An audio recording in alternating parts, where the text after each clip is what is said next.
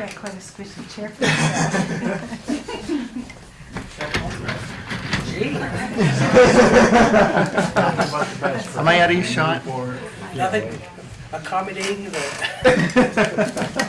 press? Isn't that a bad thing to do?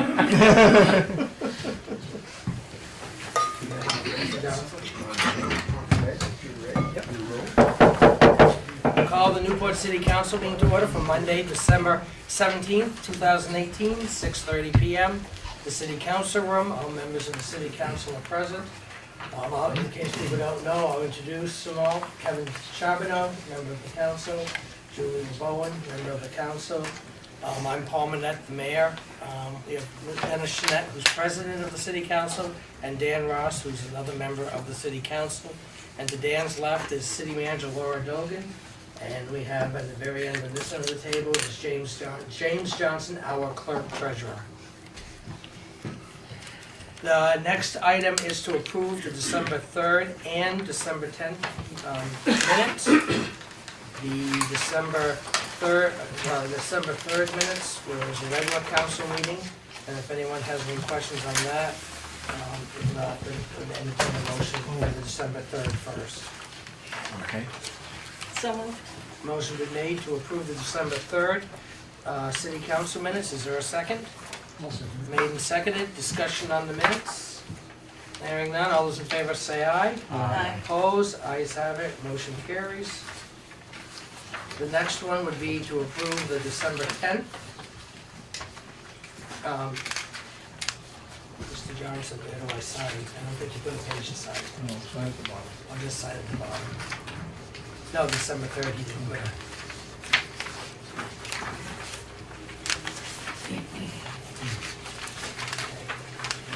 The next one would be the December 10th, which was a special budget meeting. And I would entertain a motion to approve the December 10th minutes. I'll make that motion, Mr. Mayor. Motion made, is there a second? I'll second it. Made and seconded, discussion on those minutes. Then hearing none, all those in favor say aye. Aye. Opposed, ayes have it, motion carries.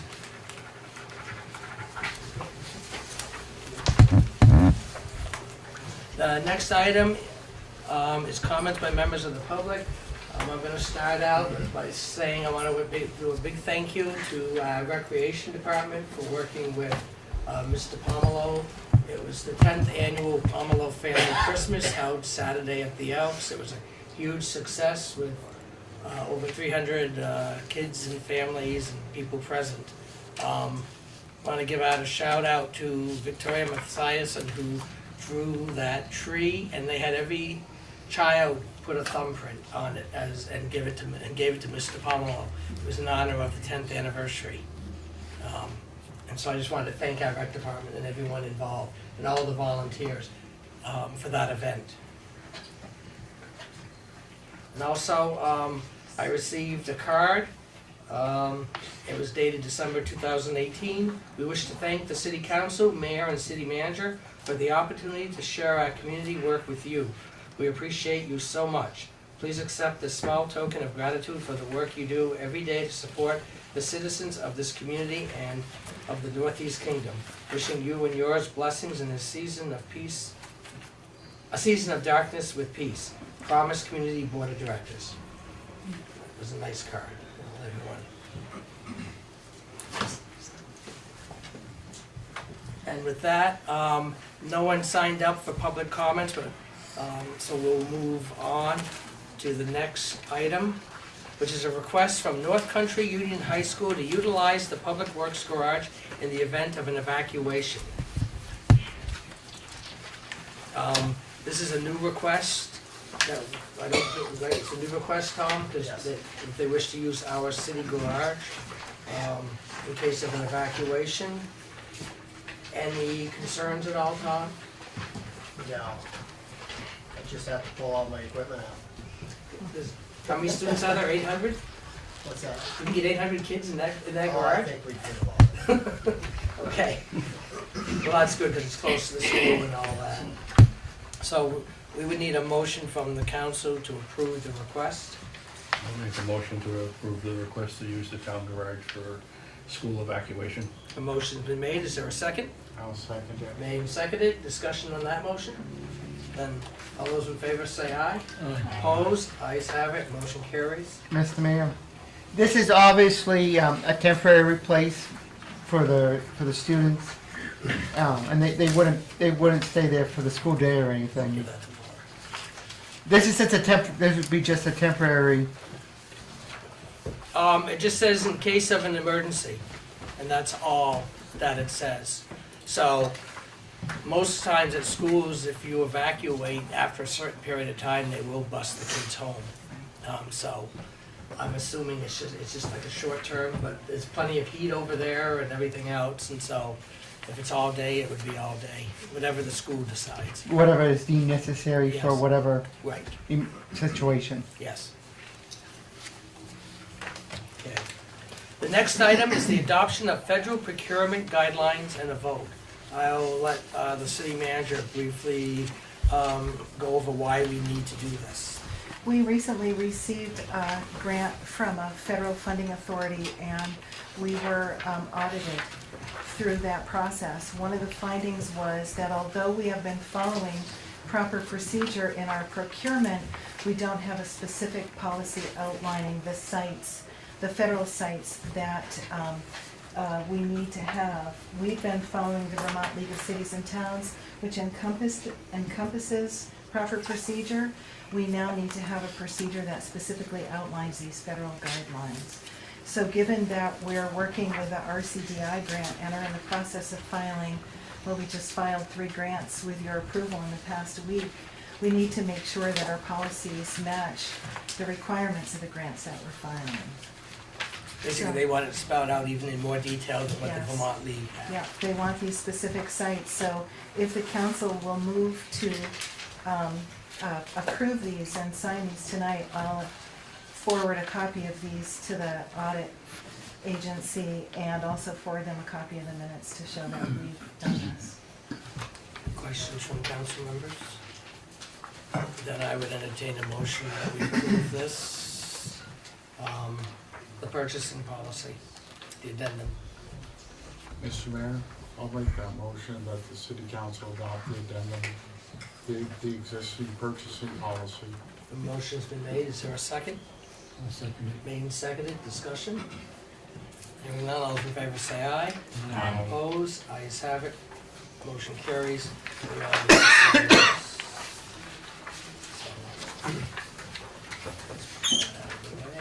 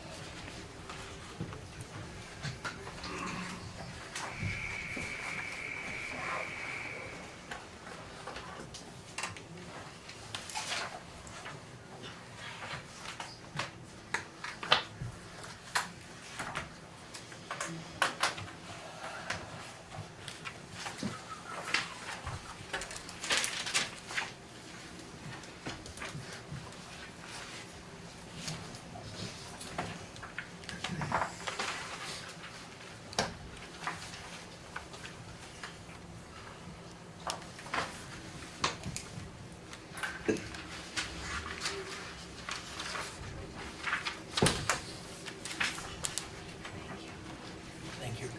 The next item is amend bylaw presentation for public hearing on January 7th, 2019. We have Charlie Elliott, as zoning administrator, here to give us a very brief presentation on those bylaw amendments.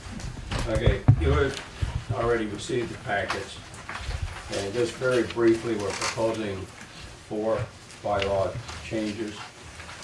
One is for the light industrial zone in Lakemont, changing that to a public health zone. And the reason being, we have a lot of public health suppliers of various kinds who would like to go there, but industry doesn't like it. So the effort is to try to help the health industry expand in the city. And this looks like an ideal place for it. Going down through, another one, we have to update our bylaw to meet FEMA floodplain regulations. That is included here. In the process of doing that, we have had input from both NVDA and from the Agency of Natural Resources, the floodplain people. Their concerns have been taken into account at this point. The third one, what we have defined as residential short-term room rental business. This is people who are renting rooms, spare rooms out in their homes. All we're saying is that we're making that a home-based occupation or a home-based business. We're basically saying they, like any home-based business, would have to get a permit and come in and get a permit to do it. And the last one is a very simple, in the certificate of occupancy requirement that's in the bylaw. We had one provision in there of asking for the certificate of occupancy when you sold your property.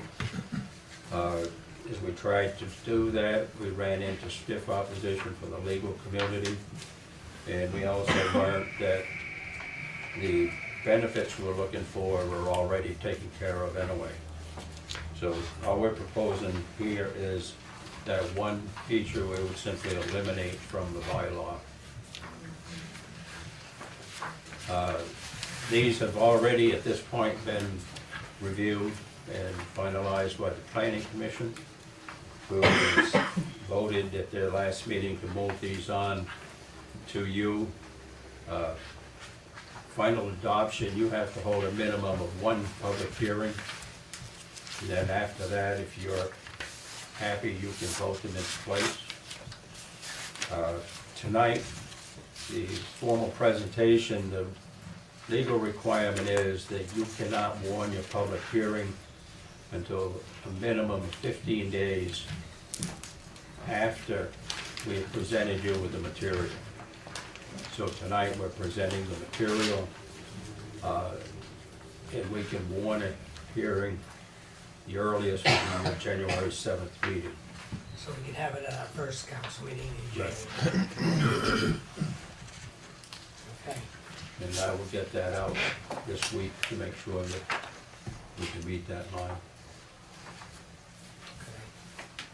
Questions from council members on this just presenting us the documents so we can have the public hearing on the 7th? Okay, we'll move on then. Thank you, Charlie.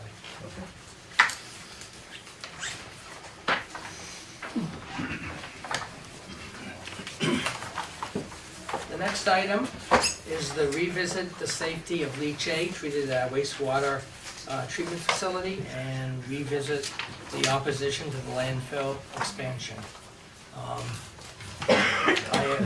I know there are some asking why we have it once again on the city council agenda. And I just wanted to remind everyone what the original motion was on the 15th of October. And the motion was made by President Dennis Chenette, and it was, Mr. Chenette moved that the council take a stance against the landfill expansion and to stop taking leachate until it is proven to be safe. And so with that, we've heard from representatives from Casella and from the dump folks, and and now I felt it was time to have the state come and do a presentation for the city council directly. There were rumors after that vote that people thought our plant wasn't running properly. There were rumors out there that they thought that the plant was polluting Lake Memphremagog, and I can assure people that's farthest from the truth. I took a tour with Mr. Chenette, and Pedro explained the entire operation to us of the plant. And that plant meets or exceeds many of the standards set by the state and even the EPA. And so the rumor that we were polluting the lake from our plant was completely false. And so I wanted to clear up that misconception. The biggest question for the council at the time was the PFASs and PFOAs coming through the plant. And so that is why I wanted the state here to possibly do a quick presentation. I'm gonna have the state present, then I will open up the floor to questions from the public. But first, just to let everyone know, I will give Newport City residents priority over non-Newport City residents. I feel that's proper to allow the members of our community, the direct community, the opportunity first. And with that, I'd like to introduce Emily Bodecker. She's the Commissioner of the Department of Environmental Conservation. And we have Casey Cathan from the Department of Environmental Conservation here. Welcome. Thank you, Mayor Manette. Would you like me to stand and address you, or? However you feel comfortable. Okay. All right, if nobody can hear me or whatever, let me know and I'll stand. So I believe that we were part of the informational meeting that was held in Newport a couple of weeks ago in the midst of another snowstorm, so it would not be Newport if it wasn't snowing. So there's a couple of key questions that I believe are the focus, and that is the leachate management at the wastewater treatment facilities and the guidance levels that we set, and also whether or not there's any leakage occurring at the landfill. So I propose to talk to those things for just a few minutes. I'd also then propose that we pull up one of the slides and we have Casey walk you through where the monitoring wells are so you can get a good geographic sense of what we're talking about. And I'm happy to go into as much detail as you would like in that, but I think if I start off with shorter comments first and we have a look at the map and get ourselves physically situated, then we can take it deeper into whatever areas of interest to the council. Okay? So in terms of the leachate management, and I'm holding a piece of paper here just referencing a memo that we put in place for the council. When we issued the permit for approving the expansion of the landfill on October 12th, that comes with an extensive response to comments, and it includes a number of different obligations on the permittee for that. It can be quite a dense document. So what we've attempted to do here is actually pull out some of the most relevant points that talk to two of the biggest areas where we believe the city has been seeking more information. And again, that's the leachate management, and it's also whether or not there's any leakage occurring at the landfill. So I'll just reference this as I talk you through this. I think one of the important things to recognize is that management of landfills has evolved significantly over the last few decades. At a certain point in time, every Vermont town had a landfill. And then as we have appreciated over time the potential environmental and public health impacts of landfills, we actually developed, this is the government at large, both federal standards and state standards, that obligated the lining of landfills. There have been further evolution now that requires any operating landfill in the state of Vermont to have a double-line system and to have an extensive degree of monitoring wells and monitoring that occurs on a regular basis, and to have substantial post-closure plans, including financing held in an escrow account to operate. What has happened over the last few decades has been that from the 5 lined landfills that initially met these environmental regulations and obligations, over time all of those have closed. And the one located in Middlesex Moortown just closed officially a couple of years ago and was capped finally this summer. So the situation that we have is that Vermont has one operating landfill located close by in Coventry. There's been a lot of history at that property, many of which you know well locally, lots of different uses. There is an unlined cell, so prior to the regulations of obligated lining of landfills, that closed here on this site in 1992, which was prior to the current ownership. There are 5 different phases to this landfill, and each have involved different permitting obligations that complied with the solid waste rules at that period in time. When we received this application for the next phase expansion of another lined cell, we once again obligated the applicant, News VT, to meet all of the current solid waste regulations. And that again includes substantial engineering of the facility itself, as well as the monitoring and the post-closure preparations that I mentioned earlier. And we can go into any of those in more detail should you choose. With that, we have also been in the last few years in Vermont and around the country dealing with the growing awareness of per and polyfluorinated compounds, collectively known as PFAS, and two that you'll be most familiar are PFOA and PFOS.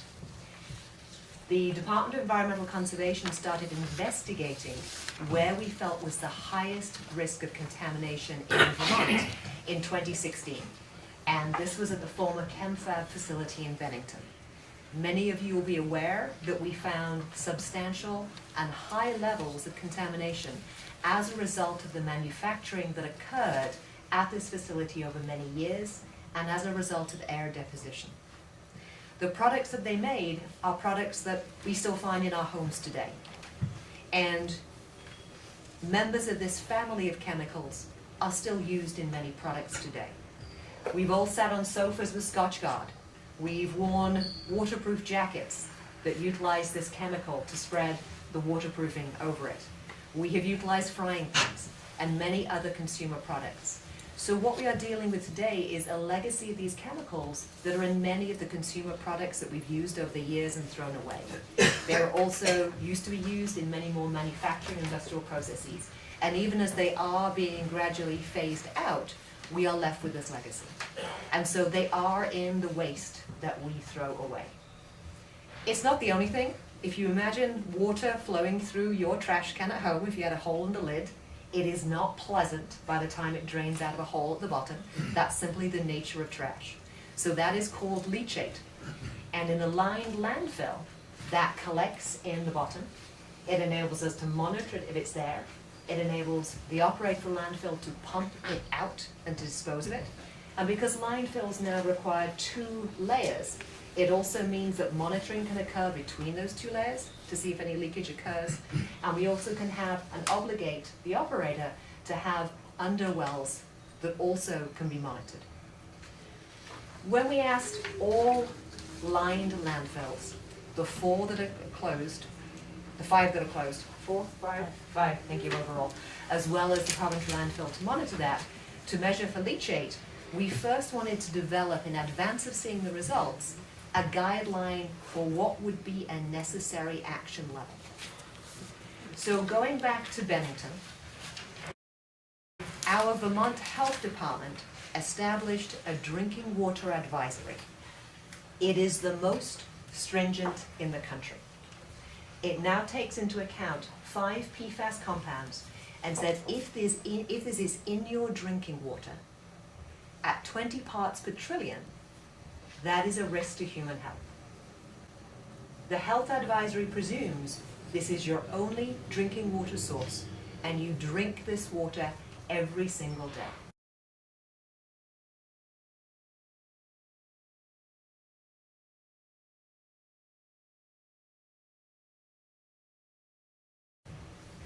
So we said, okay, let's take a conservative scenario. Let's say that once the effluent from the wastewater treatment facility goes into the Clyde River, and we looked at modeling this when the Clyde River was at its lowest flows. And we said, let's presume that as the leachate going into the wastewater treatment facility, passing through all of Pedro's systems that are not specifically designed to remove PFAS. That's not the purpose for which the wastewater treatment facilities were designed.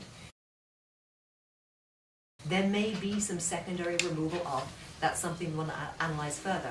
But let's presume that no PFAS is removed as it goes through the wastewater treatment facility. So we modeled looking at the Clyde, looking at its lowest flow, looking at effluent coming out of it, looking at leachate going in with no reduction. And so we came out with 2 numbers before we asked the landfills to test. And those numbers you'll find on the second page, the second paragraph. And that if in the leachate we had concentrations in excess of 120,000 part per trillion for PFOA, or 1,000 part per trillion for PFOS, that, once it had gone through the wastewater treatment facility and into the Clyde River, its lowest level, would pose a risk when measured against the health advisory for drinking water. So if you then took the water from the Clyde River and drank it every single day, I wouldn't advise that.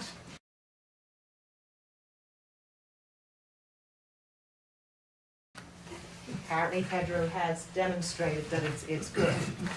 So I mentioned this because I want to do two things. One, show the level of conservatism that we put into our modeling numbers to make sure that we were not here looking at an acute health risk. And after we've done the investigation in Bennington, we've gone on to look at metal plating factories and other industry sectors where the chemicals might have been used. We've looked at the use of firefighting foam, both at firefighting facilities and where we have had crashes of aircraft, for example, that have utilized a lot of this. So we've gradually been working our way through where we think the highest risk sites for any contamination of PFAS might exist in Vermont. And we've got to the point of looking at the wastewater treatment facilities and looking at the landfill leachate. So with these numbers in hand, we asked all of the lined landfill operators to test their leachate to see if it went into the wastewater treatment facility, what would the result be in the receiving water. We calculated this for each of the 5 wastewater treatment facilities that accept leachate. Newport was one of 5. And we calculated it based on their receiving body of water. And so for the Newport facility,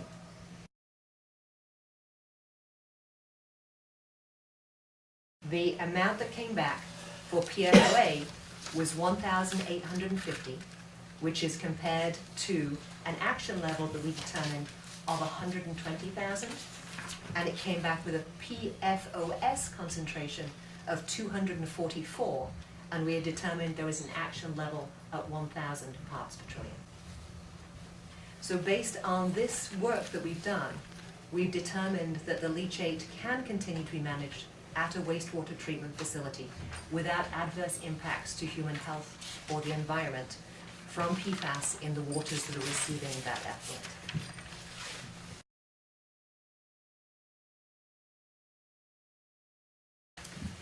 So I want to pause there, and that's what I wanted to explain about the work that my department has done to evaluate if we believed there was environmental or human health risk to the current way in which Vermont is managing the leachate production from landfills. The permit itself goes further. It has obligations on NewsVT to look at the sources of waste coming in, to see if there's an opportunity to reduce the amount of PFAS coming in. They are already looking at ways to reduce the volume, the production of leachate, and we've also obligated them to look at if there are treatment options that could be placed either on-site at the landfill or the wastewater treatment facility. But those obligations, while important for the future to make sure that we manage as conservatively as possible, were not put in place because of a health risk today. The analysis we've done based on this modeling leads us to determine that the 5 wastewater treatment facilities that are currently accepting leachate, Newport understanding reconsidering the question, can do so without adverse impact to environmental and human health. So I'd like to pause there. My plan now would be to pull up the map, because I think it would be helpful to have Casey talk through where all the various different monitoring wells are first, and then we can go into some of the conclusions about whether or not there is leachate leaking from the landfill. So separate from the first question, which is if we collect it from the landfill and take it to the wastewater treatment facility, is there an issue? The second question that we're focusing on tonight is there leakage occurring actually at the site itself? So Casey, I'll let you talk through that, and then I can wrap up a couple of summary And I'm points. going to stand up and use my hands because the type is going to be a little bit small. Is that screen maybe the best for First one, yeah. everybody? Or? Yeah. So, Is that the best map, or is there another? is this one? Yeah. All right. Is that the best map? Yes, this one will work. For the groundwater monitoring wells, we have a number of them located around the landfill property, and the monitoring network has expanded as the landfill has expanded. So with each phase of expansion of the landfill, there's a hydrogeologic investigation that goes along with that, and the monitoring well locations that will continue throughout the operation of that landfill cell are determined at that time, and their depths and locations are based off of that hydrogeological evaluation. So here we have the different cells of the landfill. North is to your left, my left. And the unlined area of the landfill is located at the northernmost tip, off in this vicinity. Over time, the landfill has expanded to the south, with the proposed phase 6 expansion being to the south yet again. So we have monitoring wells located in each of these little red dot positions. They're located on the up gradient side of the landfill, so along the airport road side of the landfill, to give us an idea of what the background conditions are on groundwater that should not be affected by the landfill presence and operations. And then they are spread across the down gradient side between the landfill and the Black River.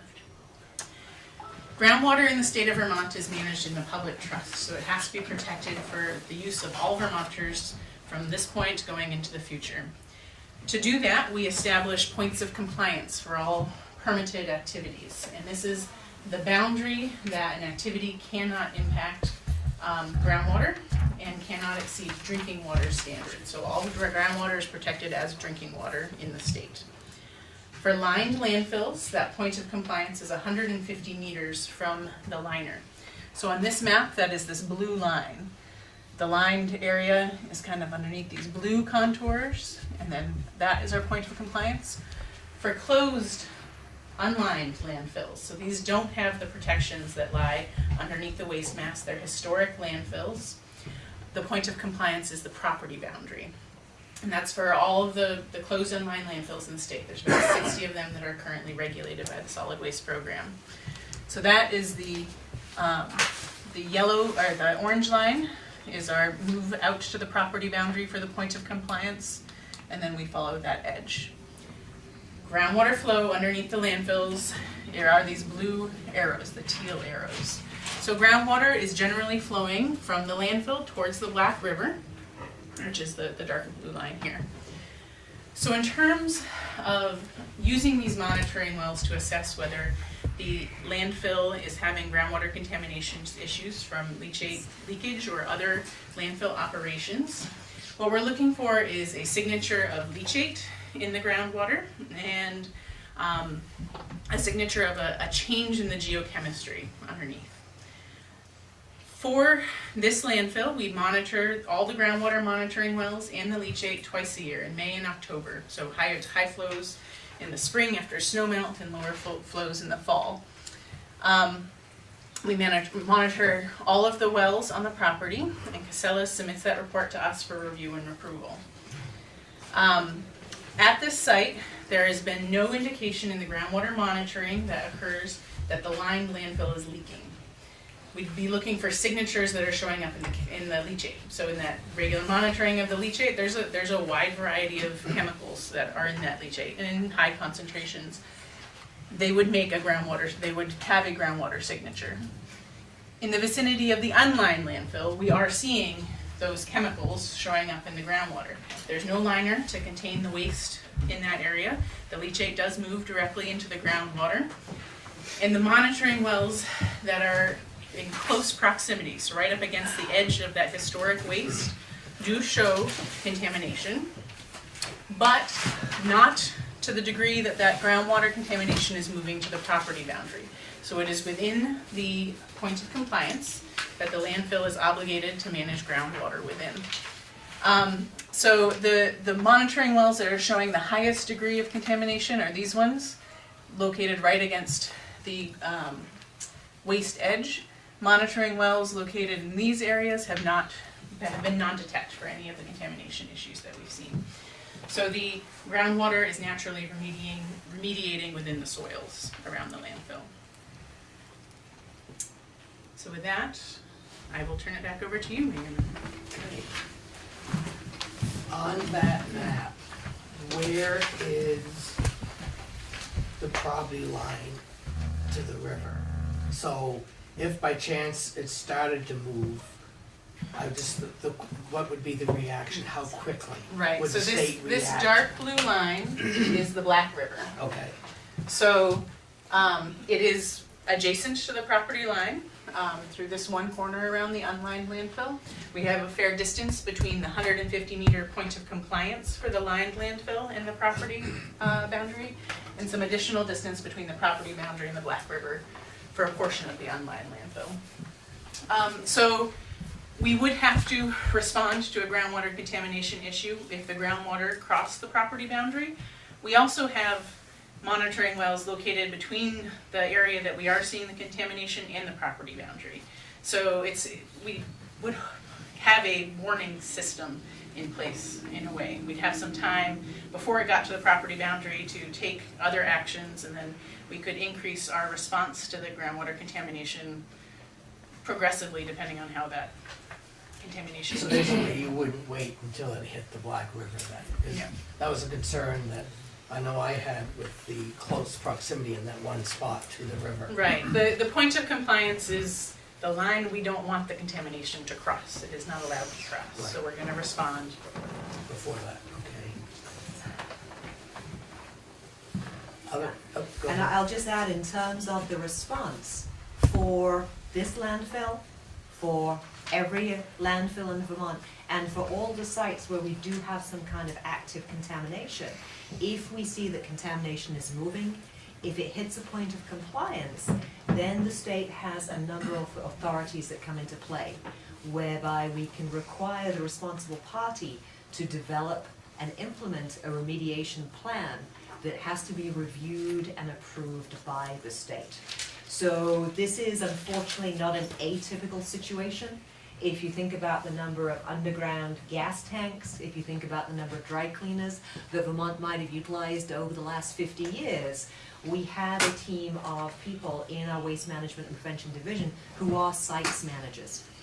Casey is our responsible person, not alone, but one of our main responsible people working on this site. So she visits regularly, reviews all the monitoring reports, and if we did see movement, then in fact, having these wells in between where the current wells are on the edge of the unlined landfill and the property boundary would give us an indication if action is going to be required. Okay.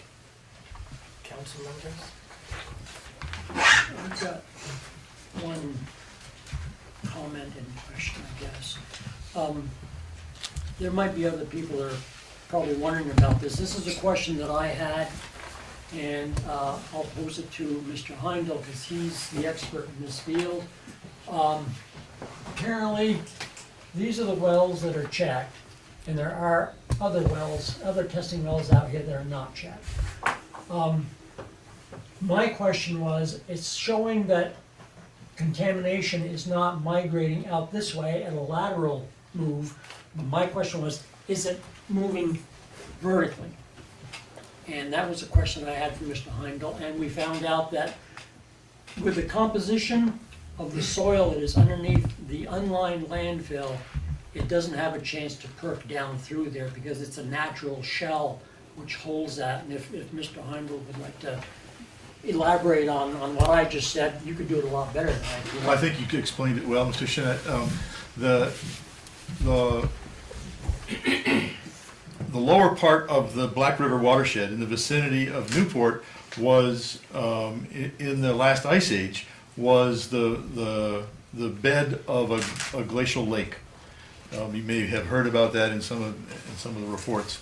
That glacial lake had a lot of very clay-rich sediment that settled to the bottom of that glacial lake.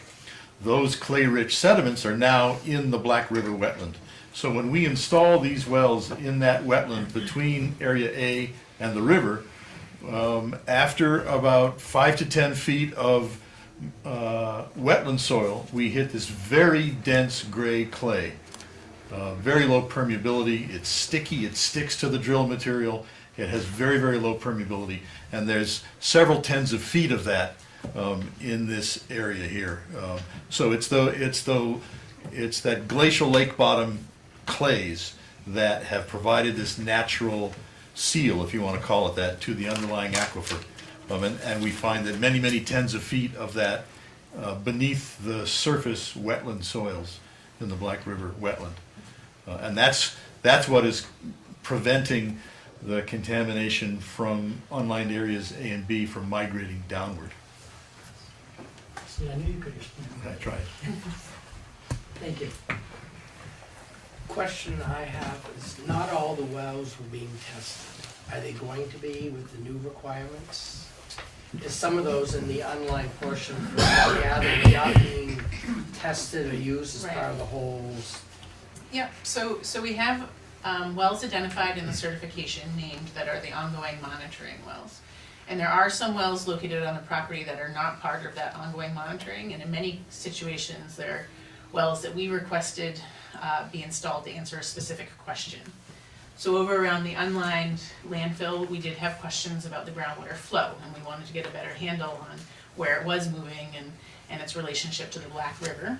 So we had those wells, the ones that are along the property boundary, were installed in 2014 to help answer that specific question, and were not incorporated into the general monitoring program at that time because we have non-detect wells in between, so we didn't feel the need to expand it.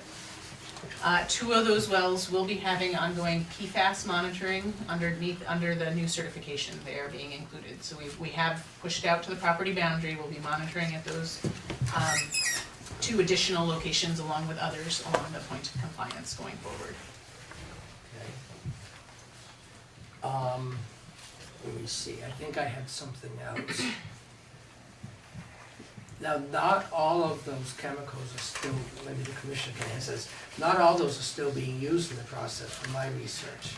So I found in 2002, they stopped using some of those chemicals that helps reduce the amount coming in the manufacturing process. I know that doesn't take into account some of the older stuff we have in our houses, but I know from my research, manufacturers voluntarily stopped using some of those chemical makeups. Yes, that they have. So PFOA and PFOS have been largely phased out.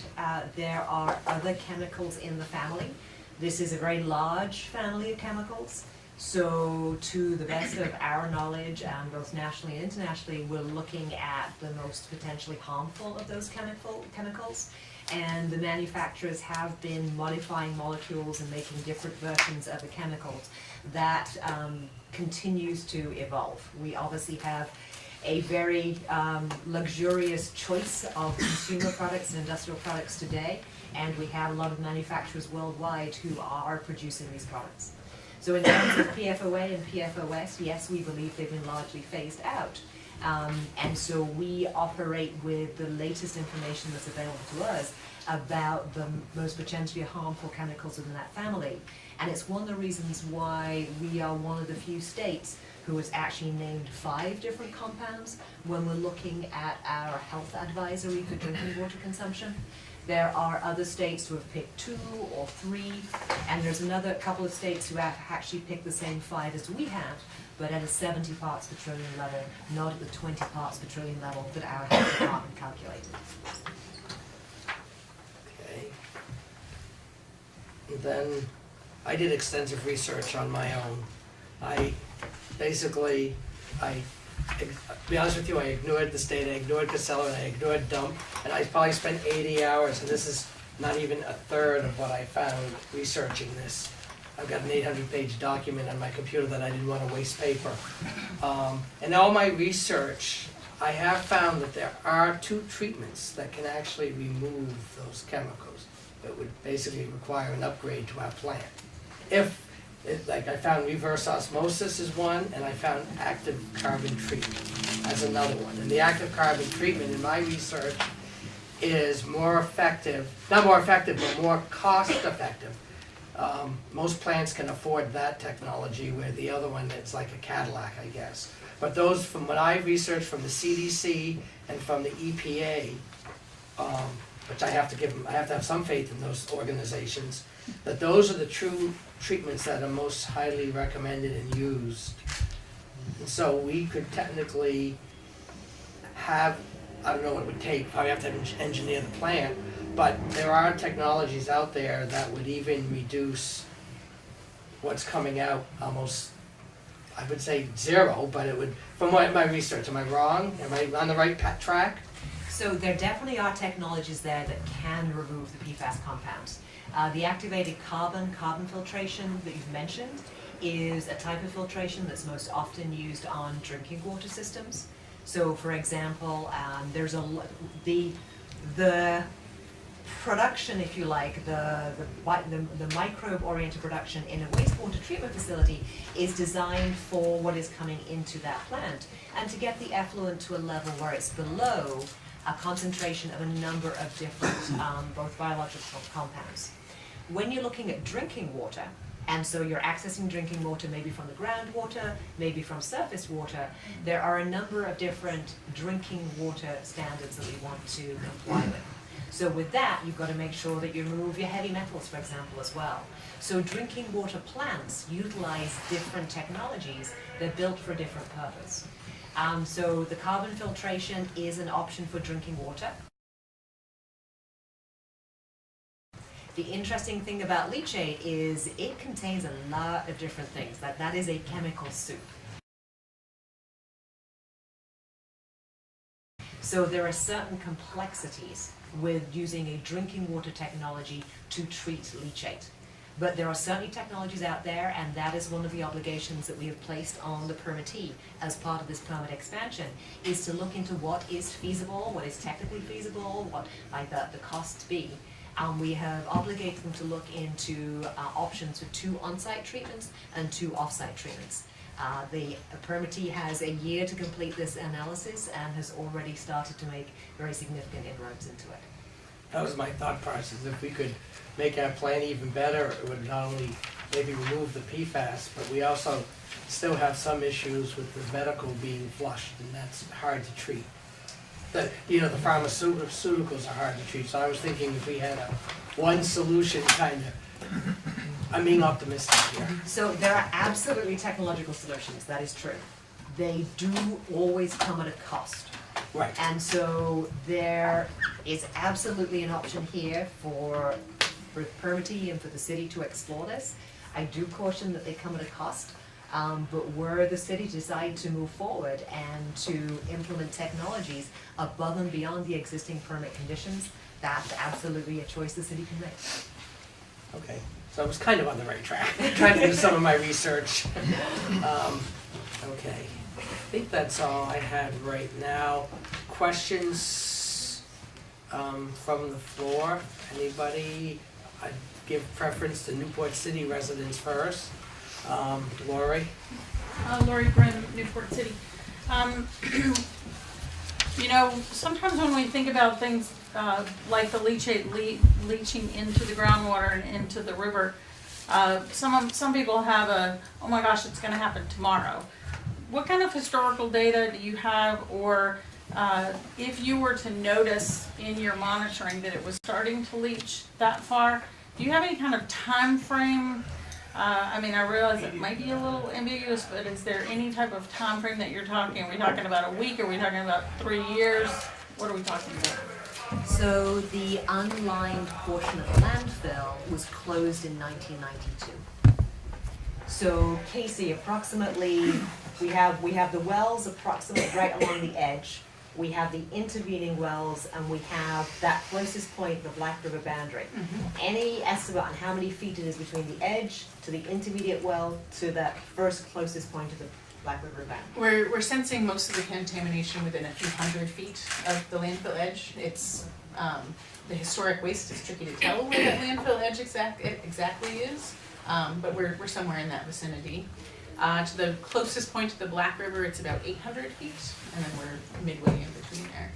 And so, as Commissioner Bodecker mentioned, the landfill's been closed since 1992, and part of that closure is the installation of a cap that is supposed to keep precipitation out of the landfill. So the efforts are to try and reduce the production of leachate. So the fact that the cap is performing as it should, it hasn't had any erosion issues, it's looking in good shape, vegetation is healthy, and that we're not seeing the contamination moving or significantly changing in concentration in the monitoring wells, where we've been monitoring since before 1992, is a good sign to me that if there were to be a sudden release or some sort of change in condition, that we would have some time to respond to it, because it has been so stable for so long.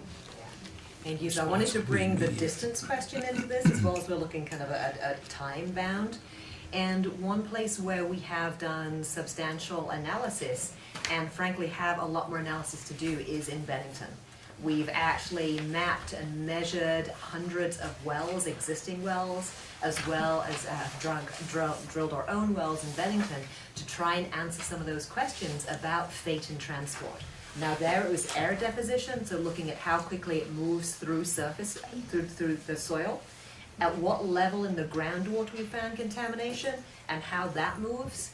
So it does move relatively slowly, that's about the best I can say, and it is an area that needs considerable research, both from our own contaminated sites here in Vermont and across the country. And I think also, as Councilman Chanette was discussing, the soils on this property do slow down the flow of groundwater movement.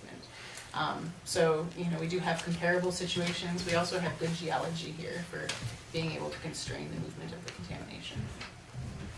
I have Charlie. I have a small presentation. I want to counter a few of these. I'll try to keep it short. But, the one thing I'll say is what we've heard tonight pretty much is that they admit that PFAS are a problem. I didn't quite hear them admit that because they pass through a wastewater treatment facility. It's got nothing to do with, you have a state-of-the-art facility, doesn't matter, it wasn't designed to treat it, can't treat it, they pass through.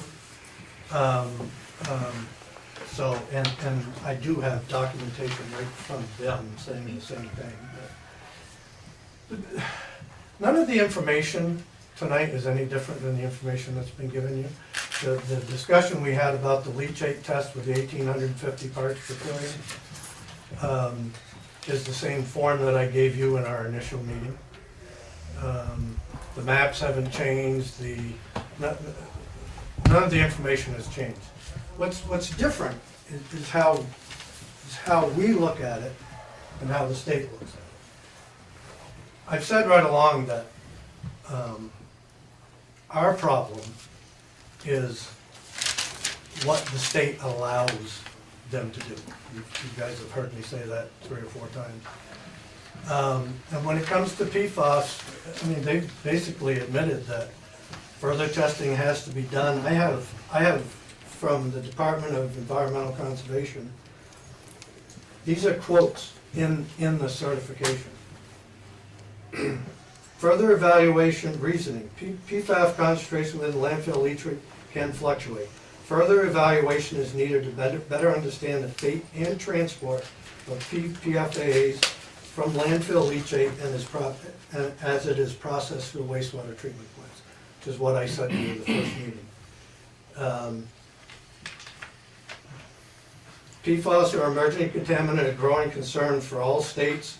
There are a number of other states actively in a process of requesting landfill leachate sampling and investigating what the appropriate steps are to take. That's what I said to you in the first meeting. None of that's changed. This is, what's changed is after October 12th, this is not me saying it anymore. This is your department saying it. Wastewater treatment facilities. This is in the responsiveness survey, and this is again from Department of Environmental Conservation. Conventional wastewater treatment facilities, treatment processes do not efficiently remove PFAS. Wastewater treatment process can lead to physical and chemical partitioning of the various PFAS compounds in either the treated liquid, effluent, or into solids, and they may serve as a source of PFAS to the environment, which is what I said earlier.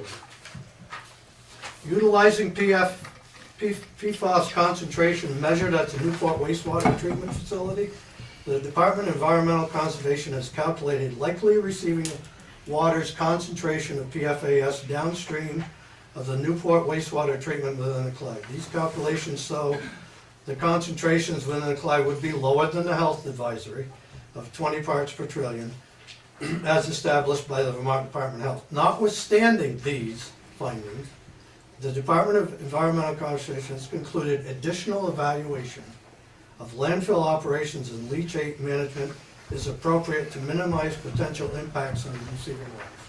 So again, more study needs to be done. I mean, I can go on and on and on, you know. But these are all for them, so I guess it would suffice to say that they agree that more study needs to be done. They don't know what the safe level is. They have an arbitrary level, it's 20 parts per trillion. That's not for leachate, that's not for wastewater treatment plants, it's not for effluent, it's for drinking water standards.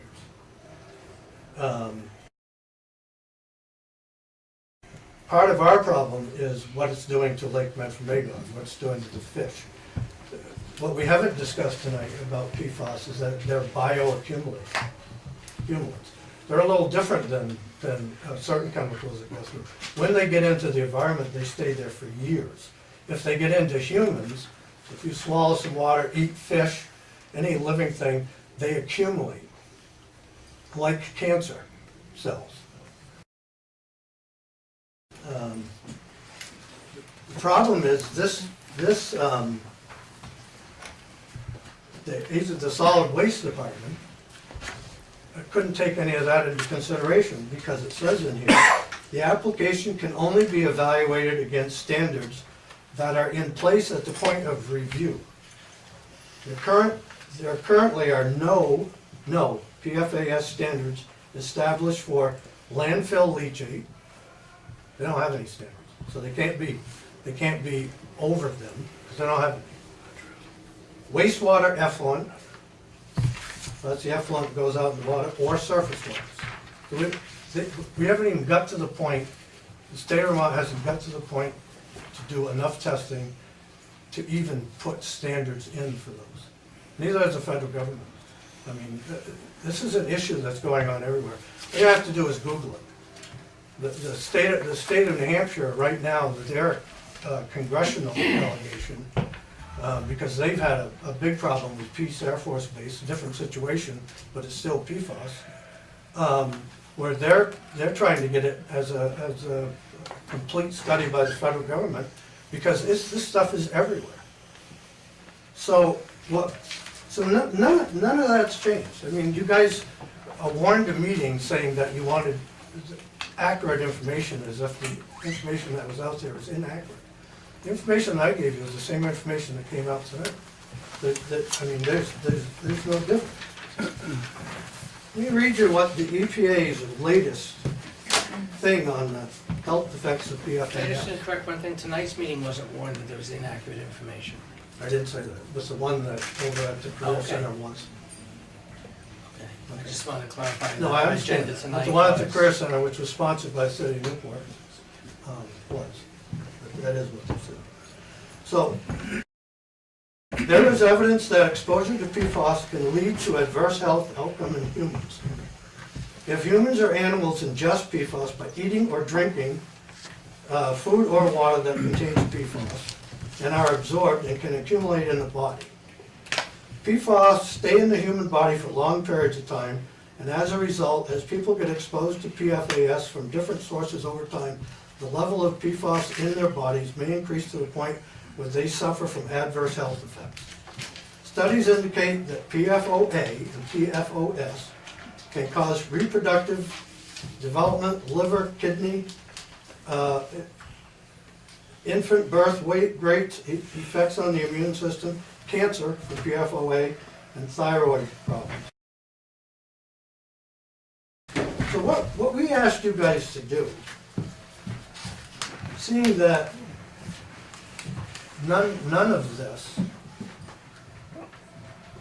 is a science that's been deemed yet, and we all know PFAS, PFOAs are bad things. And we all know that they're heavy, there's a lot of concentration of these in the landfill leachate. The landfill leachate gets treated at the wastewater treatment plant. PFAS pass through because they can't be treated, and they're dumped out into the effluent. When they get into the water, they're bioaccumulants. They get into the fish, you eat the fish, anything you do, when it gets into your system, they're bioaccumulants. There's bad things, and we don't know. What we ask you to do is to stop doing that until they have figured it out. And there are treatments out there for PFAS, and whether the city of Newport should have to spend the money, because I'm a taxpayer here also, to upgrade your plant, or whether Casella should have to do it is a good question. That place is going to be producing leachate for years and years and years and years. And it's going to have to be treated at some place. And it certainly shouldn't be a burden on the city of Newport because you're doing their bidding. So you guys seem to like presentations. So I'm going to do a Pedro presentation. Hey, can I have a drink? Sure you can. I just want to explain how, here's the difference on how we look at things. Okay? So this is all water. Right here. And this is salt. Salt is a soluble, which is similar to PFAS. So when it gets into the water, it doesn't get treated out by filters. So we're going to go with those figures that you guys have been talking about. I guess I put that on too good. I didn't want it ending up in the thing. But I'm going to put a little bit of salt in here. You say that's about 1,850 parts per trillion. It's probably quite a bit more, right? I won't make an estimate as to parts per trillion in this one. It's beyond me. My point being that it's a little cloudy, don't look so hot. So let's say this is the 1,850 parts per trillion of PFOAs that's in there. Now what happens is this leachate comes over, it gets dumped into the tanks at the treatment plant. A bit clearer. Then what happens is it goes down and you mix it with Columbia Forest products and all of the water that's going over there. And then you bring it into your treatment plant and you dump it all into a mix with millions of gallons of other water that's going on there. And now all of a sudden, oh, look at that. All the PFOAs are gone. Because look how clear this is. And you know what? You all know from what I just showed you, they're all still in there. So the difference between what DUMP is saying and what the federal government is talking about and what the state of Vermont is talking about is these 1,850 parts per trillion, or nanograms per liter, or whatever, whichever way you want to do it, that whole amount still goes out into the effluent. This means nothing.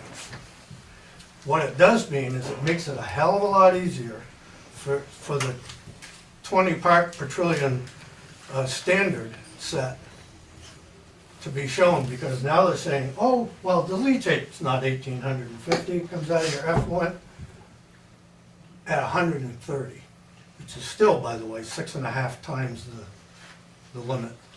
But there are no standards for that. Then we take all of this and we just dump it into the river. Now, where we dump it into the river would be surface water standards, and that's probably going to be at 130 parts per trillion, because that's coming out, that's 6.5 times. They go downstream a little bit and say it's okay because it's less than 20 now.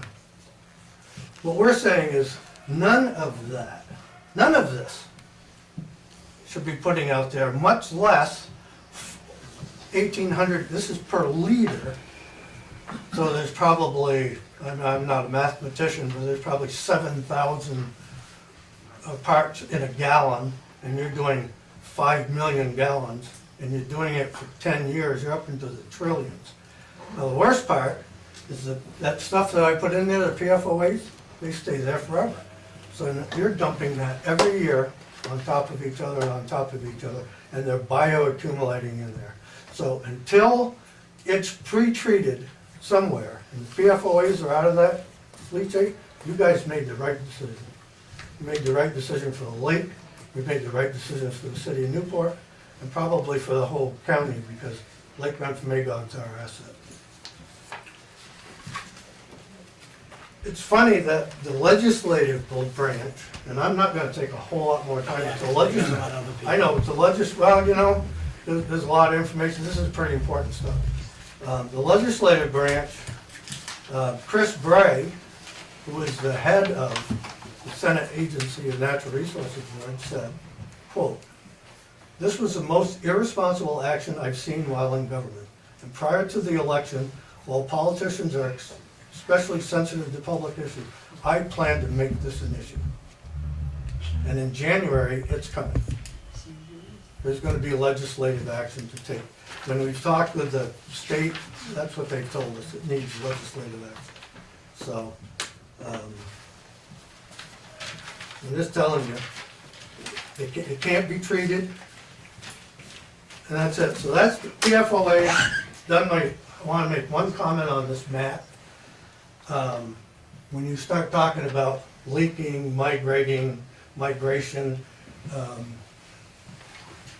I have a letter, actually, this came off your City of Newport website, so thank you for that, Laura. There's a map in there from Wade Heindel, and it's a test that was done in May of 2018, different wells. And one of the scary ones was arsenic and NWD2, and that's the one that's right along the edge of the online landfill. It has increased significantly within the last several sampling rounds, and it has also been increasing steadily at BRW3B. And that's, I'm not as tall as anybody else, so. That's this one here. That happens to be in a wetland, by the way. And since its installation in 2013, given that there was only approximately 500 feet between that well and the property boundary, we need to discuss the development of an approach that will provide monitoring along this point. Although presumed groundwater, and here's a scary thought, flow direction is to the northeast and not directly towards this property, side gradient flow is probable. So they've based all of their tests and their precautions on these blue arrows are the flow, where they figure the groundwater is. But, whoops, how did it get here? That's not in the flow. And this is in the wetlands. This is totally in the wetlands. So side gradient flow is a possible that needs attention. But these elevated concentrations were because the well was shallow. However, given the rising concentration, the region requires more further consideration. This is for arsenic. This is the well that's closest to where your city well is. It's extremely close to the boundary line, and that's an issue. So at this point, either their flow charts are inaccurate, or they missed something, or the flow has changed. All of them possibilities, none of them real good. This orange line, one more thing, when you start talking about the department, it's not gonna do anything unless the migration gets to the compliance point. Well, the compliance point from this online landfill is this orange line, and right next to it is the Black River. So if they're not gonna do anything until it gets here, guess what? It's a damn light.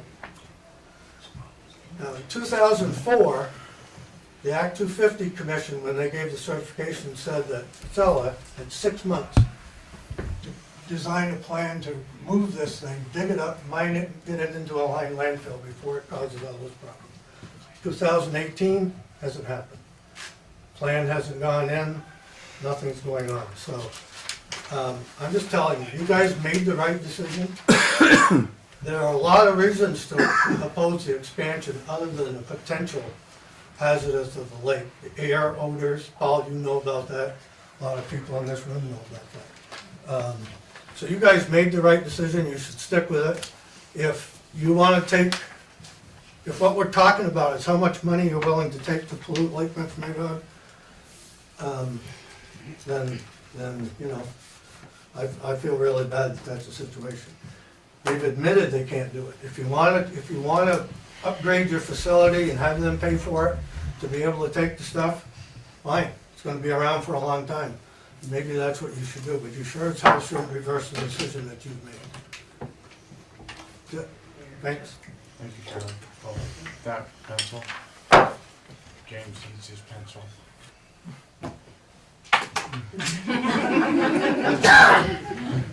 Mr. Mayor. I don't have another pencil, do I? You've been through that before. regarding what Mr. Palmer said. Yes. I'm gonna be devil's advocate here for a second. I'm not, Earlier you said that more studies need to be done, which is in your report. I didn't say that, yeah. No, you read it in your Yes. report. Yeah, well, that last letter was Casey, by the Yeah, way. and then further on, you said that studies are ongoing, and they are ongoing through Vermont and many other states, which you Yeah. did comment in there. So, yes, more studies need to be done, but they are being done. Right. Well, they're in the Then- process, yeah. Okay, then you mentioned the fish in the lake, and I don't know if you were at the meeting at North Country High School a month or so ago, but the fish were addressed at that meeting. I believe Pedro may have said something about it. Okay, no, it would have been Mr. Bodecker, okay. And also, yeah, you said that the leachate levels are always gonna be at the landfill, but as the years go on, that leachate level reduces because the leachate settles in a dead cell and it's up taken out. So as the years go on, you're gonna have less and less leachate until there's absolutely no leachate. Not if you have a 51-acre expansion. Well, yeah, it's still gonna keep on, as each year goes on, after that entire facility is closed, the amount of leachate is going to reduce each year. Yeah, that's another question. When is the, you said there's post-closure plan, when is the closure date for this landfill? So the permitting is, we have just permitted phase 6, Uh-huh. and so the lifetime of that phase is 22 years. Okay. And so that cell, we taken out of production in 22 years. Okay. If there is a future application from the permittee, then we will consider that application as we would any other application So- for landfill. So your answer is, there is no set date for closure of that one? We permit by phase, so for I'm phase just 6. asking you a there's simple 22. question. That's a yes or no? Is there a closure? Excuse me, let's have a little Well, I'm respect. sorry. You know, You know, let's have some respect here. That's part of my problem, is there is no closure date for that. After the 22 years, they aren't gonna deal, and you've heard this from them before, they aren't gonna deal with the online landfill for 18 years. That's gonna take several years to do and permitting to do, so they're gonna be here a lot longer than that unless we stop it.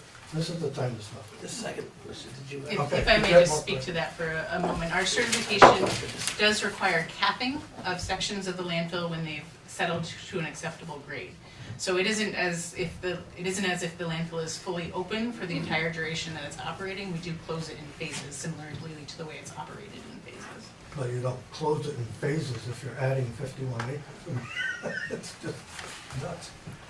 So anyways, you have another question for me? Jim? Just two other comments. Okay. You said that the arrows of the groundwater don't go anywhere near where this, No, I said they don't flow in that direction. okay, but actually, this is the arrow which shows, all these arrows show where the groundwater does migrate to. So this does show that it does migrate in that direction. These just basically show. I should just jump in quickly, because those light green arrows are part of the delineation of the boundary of the wetland, and they show that the wetland continues in those directions. Those aren't, the light green arrows are not groundwater flow directions. The blue one. Right. Yeah, the dark blue ones are, so it's a little confusing on there. The light green arrows show that the wetland conditions continue in the directions that the arrows are pointing. Okay, so I'll stand corrected on that one. And then the air odors that you mentioned, I believe that they do have Pardon? the air odors. Air odors, yeah. that you mentioned. Oh, well, I just touched on that. They do have equipment over there that burns all that off. No, it doesn't. Is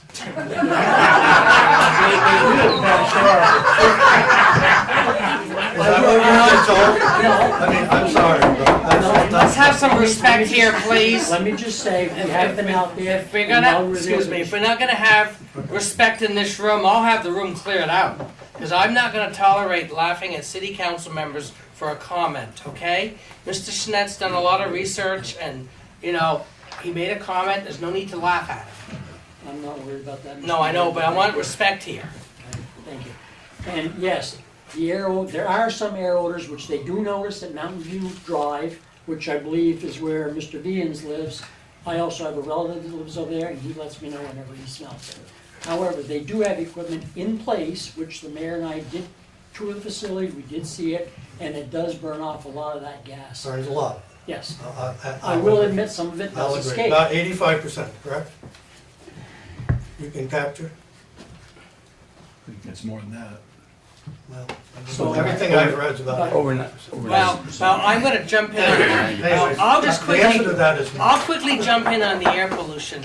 I did extensive studies on that, and I know I may be 35 years since I had my air pollution meteorology class. Just, I'm gonna I pass just- on this because No, Anita's the. No, but I just wanna say something.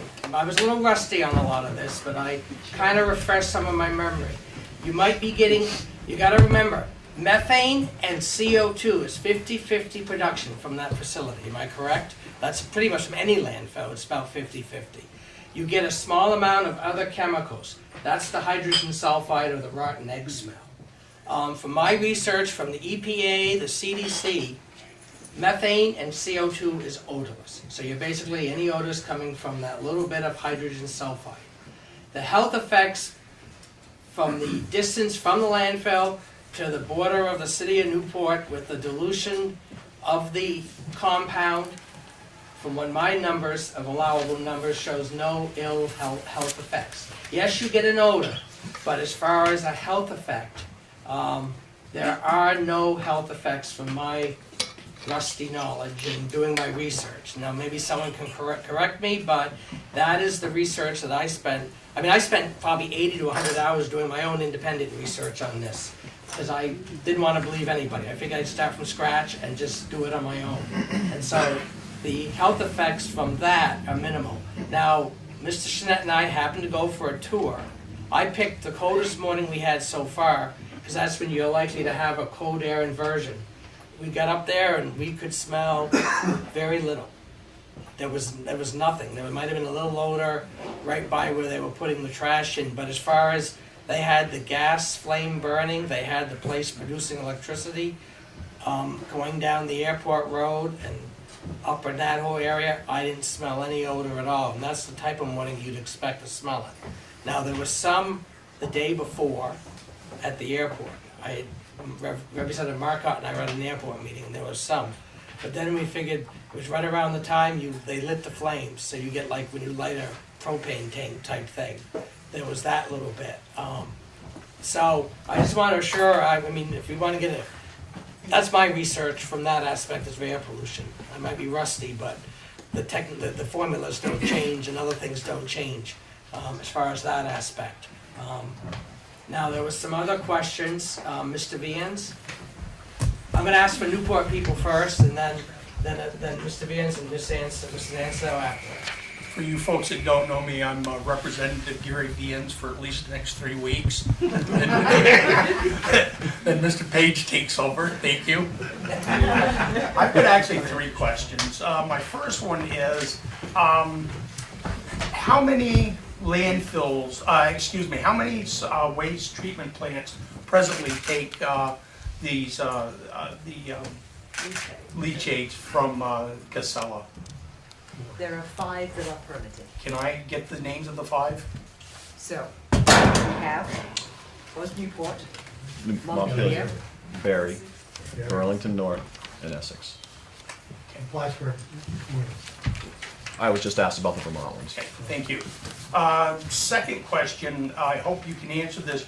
You know, we're talking about the St. Gobain issue. When was St. Gobain opened? Does anybody know that? I think it stopped operation in the 80s. I think it operated for about 20 years. That is entirely from memory. Okay, but that's actually good, because, you know, they were in business, are they still in operation? No, and actually it was, it's a former ChemFab facility, and Saint Gobain is the current owner of the site. So it was a different company, ChemFab, that operated it, that was then bought by Saint Gobain. And Saint Gobain happened to own the facility at the point at which the PFAS contamination, both here and other sites, was emerging. So does anybody have any recollection or knowledge as to when that plant was first opened?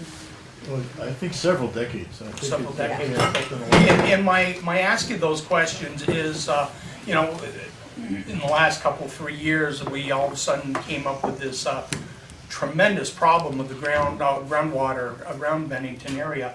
So I was just trying to ascertain when they were opened and figure out, okay, the Charlie Nettles landfill was, what, in the 70s, I would say, it first opened, and then it closed. In '92. So again, looking at the historical data of when it was opened, when it closed, and where you are in the flow of these chemicals, the POFAs and whatever, we're still early on as far as I'm concerned, as to where this might all end up. So that was my second question. Thirdly, the Black River. You know, I know you have these these wells drilled for ground monitoring or water monitoring. Is there any samples taken of the Black River at all? Yes. So twice a year, monitoring has been conducted upstream and downstream of the landfill in the Black River for probably 30 years or so. Okay. For what chemicals?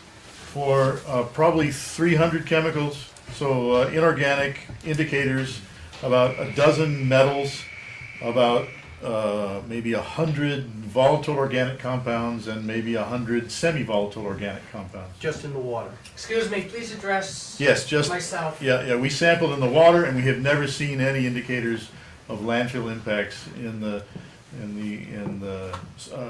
river. We sample it at the airport road bridge, which is quite close. One quick follow-up on that is what months is those samples taken? May and October. Okay. Wouldn't it, again, I'm certainly no scientist, trust me on that, anybody who's a teacher might can attest to that, but wouldn't it make sense to do it at like in the middle of August where the water levels is historically the lowest? October is even low. We see very low flow levels in October. That's one of the reasons I think that the agency chooses October as one of the two sampling times of the year. Okay, thank you very much, appreciate it. I have a couple points, but I'd like to address a couple things that were said first, and one is the leachate. The unlined landfill has been closed for quite a while, and it's still producing leachate. And I can get you a chart, I don't have it with me tonight, that showed the impact and the level that leachate increased by adding 45 acres. And we're gonna do that again with 51 acres. It's an amazing amount of leachate, and there'll be generations before they quit seeing leachate come out of those cells. So I think that you should look at the numbers before you assume that it's really gonna go away at any time soon. You said that was the unlined section? I said the unlined section's been closed, Right. and so there's still leachate coming from it. Gets measured Right, all the because it's time. unlined. Well, there's leachate coming from the lined as well. It's not being contained. Right, well, Therefore, it's even not in a being taken container. out. Okay, so what I want to say to you is that even in a lined landfill, there's going to be lots and lots and lots and lots and lots of leachate. And I can get you a chart to show that. And if the unlined landfill, there's very little leachate that was produced, because it was 6 acres. Now we're talking 45 and 51. The amount of leachate that is going to be produced and for how long is significantly different. Right. So it's not going to go away for anytime soon. But the leachate that's produced in the lined section is contained in the bottom of that where it's pumped out and then taken away. Whereas in the unlined section, it's not. Well, you're assuming that there's never going to be any problems. And the fact is, there can be problems. And there has been a leachate breakout up there. There has been things found that have been thrown in there that could impact the integrity of the line. So those are realities. Those aren't just possibilities. Okay, I don't have any proof that. I can get you that if you'd certain like. items have been put in there, so I can't refute that, but. I we can have get to that talk for to you. the Ocean Casella. I can get that for you. I can get a state document for you. Yeah, and actually, Mayor Monet, if it's okay with you, Chuck Schuer, who is the director of our Waste Management Prevention Division, has actually just come here from another meeting. He can actually speak with much better memory than I can to the years of operation of St. Gobain, and could also address the question about the long-term viability of the Linus landfill. So if it's okay with you to introduce another member of the Did I staff. finish first? Well, now I let mean, I her think it finish would be first and appropriate and then. respectful Okay, to allow me to finish. Sorry about that, I thought Yeah. those were the questions. No, Apologies. I said I wanted to mention two things before I Okay. got to what I wanted to mention. Yeah. So I can get you that data, I can get you those documents, if that's something you want, just let me know, I'll be glad to provide you. The other thing is odors, Paul. There's plenty of documentation that odors is an issue, and odors is a violation of the certification. They are not supposed to leave the landfill, and they do. And there's plenty of information on that, again, I can get you that if you want, I've got binders, so. I was researching the health effects. Okay. The actual health effect. Right. Because I had several come to me worried about the health effect of it. And I Right. wanted to allay that it's a nuisance, yes, a health effect. It's more of a nuisance for some of those that are dealing with it No, daily. that's what I'm getting at. But the health effect is Okay. what I was trying to address, that aspect. So just in case there's any question about what these waste treatment facilities can do, I've got an email here from Senator Bragg, who contacted the deputy director at South Berlin to ask, can these treatment centers deal with PFAS? And he says, absolutely not. I also visited with Pillier, the chief operator there, and asked him the same question, and he said, no, we can't deal with those. I mean, it's not anything wrong with the facilities, they're just not set up to do that. I also have here a press release from the EPA. The EPA in May had a unprecedented national summit where they focused just on PFAS, and they're having community meetings around the country. And they made some commitments. And one of the commitments is that the EPA is going to begin the necessary steps to propose designating PFOA and PFOS as a hazardous substance. So I brought that for you as well. I found that information. Yeah, so that's a whole lot serious, more serious than what we're talking about here tonight about, getting a small amount in our water. I gotta Consider juggle it here. hazardous. I'm gonna have you ask, and then we'll have Mr. Schwer, his hand up, yeah. I know that the Nettles portion is in line, but it was a cap, so there could be less infiltration of water through it. Absolutely, yeah. Yes. I want people to know, we talk about Casella's facility. Orleans has a landfill that was capped. They have what I used to call a dump, so I don't think anybody capped the dump. There's two in Derby, two dumps I know of, they were never capped. They're just dumps, and the grass grew over them, they stopped using them. And they were fairly good size, and all of these are adjacent to a waterway that dumps into Memphremagog. But so as far as leachate from the Netto part, if they've capped it, they've done their part to try and reduce the amount of infiltration of water into what's under there. So, you can't really fault Casella because they bought into a bad situation, but I do see mitigation there of what they did. Anything? Okay. Is Mr., I'm not. Sure. I'm going to get Schwer, is that how you? Yes, good evening, thank you. I just came from the Derby Select Board meeting where similar discussions were going on. So, if I understand the question right, it was more St. Cobain. So yeah, there was a question from the representative that I couldn't answer from memory just about the years of operation of St. Gobain, and then the question that was raised by Laura O'Lory about the integrity of liners in the landfill. Right, so a big difference for the St. Cobain, it operated, I forget how many years, but 40, 50 years, and it was an air emission, and they were using the PFOA as a surfactant to coat the Teflon on fabric.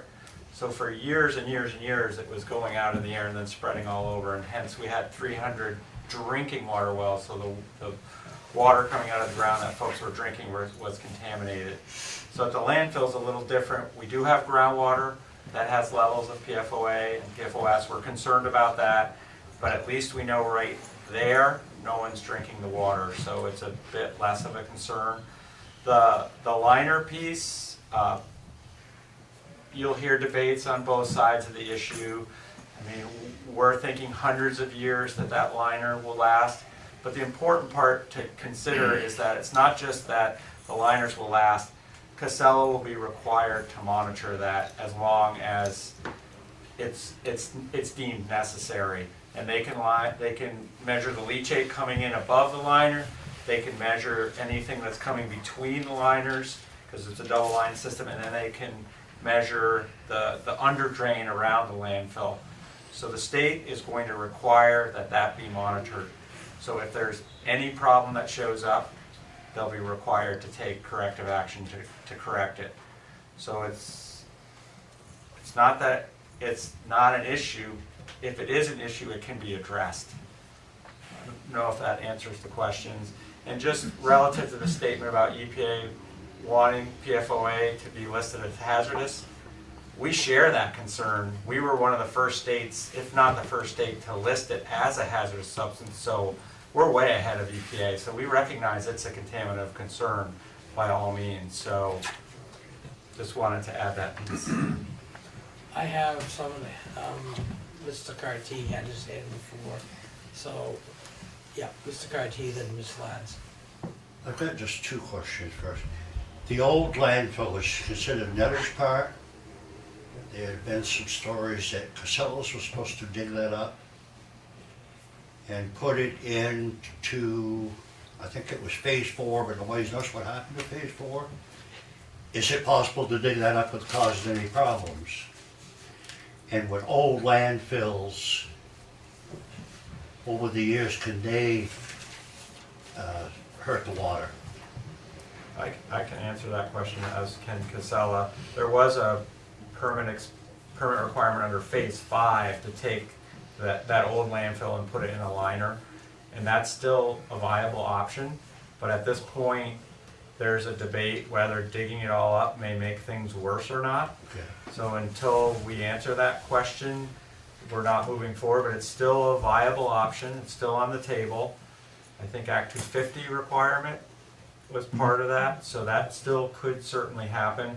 For all the other unlined landfills around the state, we require monitoring, and if any get bad enough that we need corrective action, then we'll require that. Is the one that used to be on Coventry Road then, and the one over here by the city garage, have those been checked and monitored in all of the years? So landfills that closed after solid waste regulations came into being in the late 80s are the ones that are regulated and have regular ongoing monitoring at. So those landfills closed This prior one to down here, that. the Black River runs right in there, so it might be something to test. The one by the old city garage was right on the edge of the collide. There was a lot of stuff pushed in there, so that might be worth it. There are a number around the state for sure. Yeah, Pamela Hudson, I'm a Newport resident. There are a lot of realistic concerns about what could be going into the lake. It sounds pretty clear that the city does not have the resources in the water treatment plant at this point to mitigate that. You say it's an option, but it's a very expensive option. But currently, we don't have that. We're risking our lake. We're risking the drinking water of Sherbrooke. 75% of this lake belongs to Canada. We're risking an international incident, which isn't a really smart thing to do.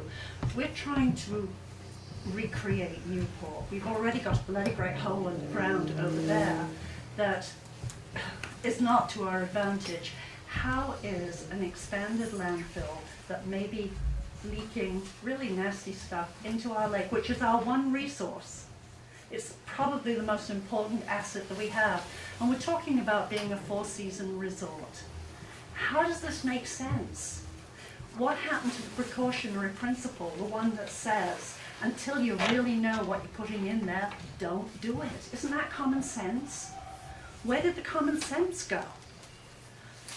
You know, are we so worried about nickel and diming and whatever money we can extract from whoever that we're willing to sacrifice this area? Those of you who have kids, the chemicals we're talking about are endocrine disruptors. They can blow your systems. Most of us are too old for that even to be an issue in the long term reality. But for kids, that's serious. Is this really what we want to do? It's a big resource that we're in danger of blowing. Other? Charlie? I just want to make another comment. Our group is fighting the certification. We've appealed it. We have mountains of information that you guys don't want to sit through at this point. But I'm telling you, we have enough information that I would think if you knew everything we knew, it's scare anyone. So I think we'll probably win that battle. We're going to Act 250 also. So all of these things are going to be happening within the next few months. And we've been making this information known. You guys started the ball rolling. You made the right decision. After that, they went up to Canada, and Canada was dancing in the streets because of your decision. The Member of Parliament has just contacted the federal government saying that they want an international committee to study this because they think it's a problem. And they do have engineers, and they do have scientists that have studied this thing. Derby voted to oppose the expansion. Albany has voted to oppose the expansion. We went to the solid waste district meeting with 40, they represent 40 towns, and they voted to rescind their earlier approval of it. This is just starting. And you guys were on the right side of it, you were the leaders in it, and you're looked at as making a heroic decision. To the point that the state makes lots of promises. I was mayor 30 years ago when the solid waste districts were formed. What did they tell us? There was going to be a lined landfill in every solid waste district. You don't have to worry about it. It's not going to expand. 30 years later, not true. The EB5, the state came in here and said, you know what, Newport? This is going to be the best thing that ever happened. No, EB5 is not relevant here. Yeah, it is. No, it is not. Yeah, because that the state is water was, over the dam. The state was EB5 involved no, in no, I'm it. going to cut you off, Charlie. Okay. EB5 is not relevant to this discussion. That is well, not relevant to the landfill at all. That's where I'm going to draw the line. It's not relevant. What's relevant is what the state tells you and what the end result is. That's what's relevant. Mr. Coe, I know. Let's see. You're not Newport. You're Newport. I'm not. Well, I have a own business in Newport. Do you own a business? Yes. I live in Newport. I just have one question. Has the effluent that's leaving the plant now been retested for these concentrations of PFAS? So Now that there's okay. no leachate entering the system? No, there has not been a retest since the leachate was no longer being accepted. So how do we know, because the concern is what's entering the lake, how do we know that other industry in the city isn't contributing to that? So we did actually test both influent and effluent in 5 or 6 wastewater treatment facilities, and we're going to be doing some more sampling. But do we have information with us about Newport's influent and effluent testing? Not No. since they Okay. stopped taking no. So not since we stopped taking no, but before, while they were still accepting, do we have numbers? Was there any PFAS in the influent? Yes, there was. 30 parts per trillion. 100, yeah. Okay. The So there was- influent, that is just what comes from the city, not what comes from the Correct, leachate. correct. It was blended. It's blended. Yes, it was not just Okay. separate from the leachate. Okay. It was diluted. So that's an area that we're going to be doing more sampling and testing statewide, is looking at influent and effluent in wastewater treatment facilities. And we're actually developing right now a sampling plan that will include certainly this area and this wastewater treatment facility to be much broader. And New Hampshire is probably one of the closest states who has done the most extensive testing so far of wastewater treatment facilities. And they've looked at places, treatment facilities that do accept leachate and that don't, those that are close to sites and those that are not. And so they are finding PFAS to be present in varying quantities in just about all the wastewater treatment facilities they're testing. Without leachate. Without leachate as well, with and without, yes. It is something that we as a society have used for many years.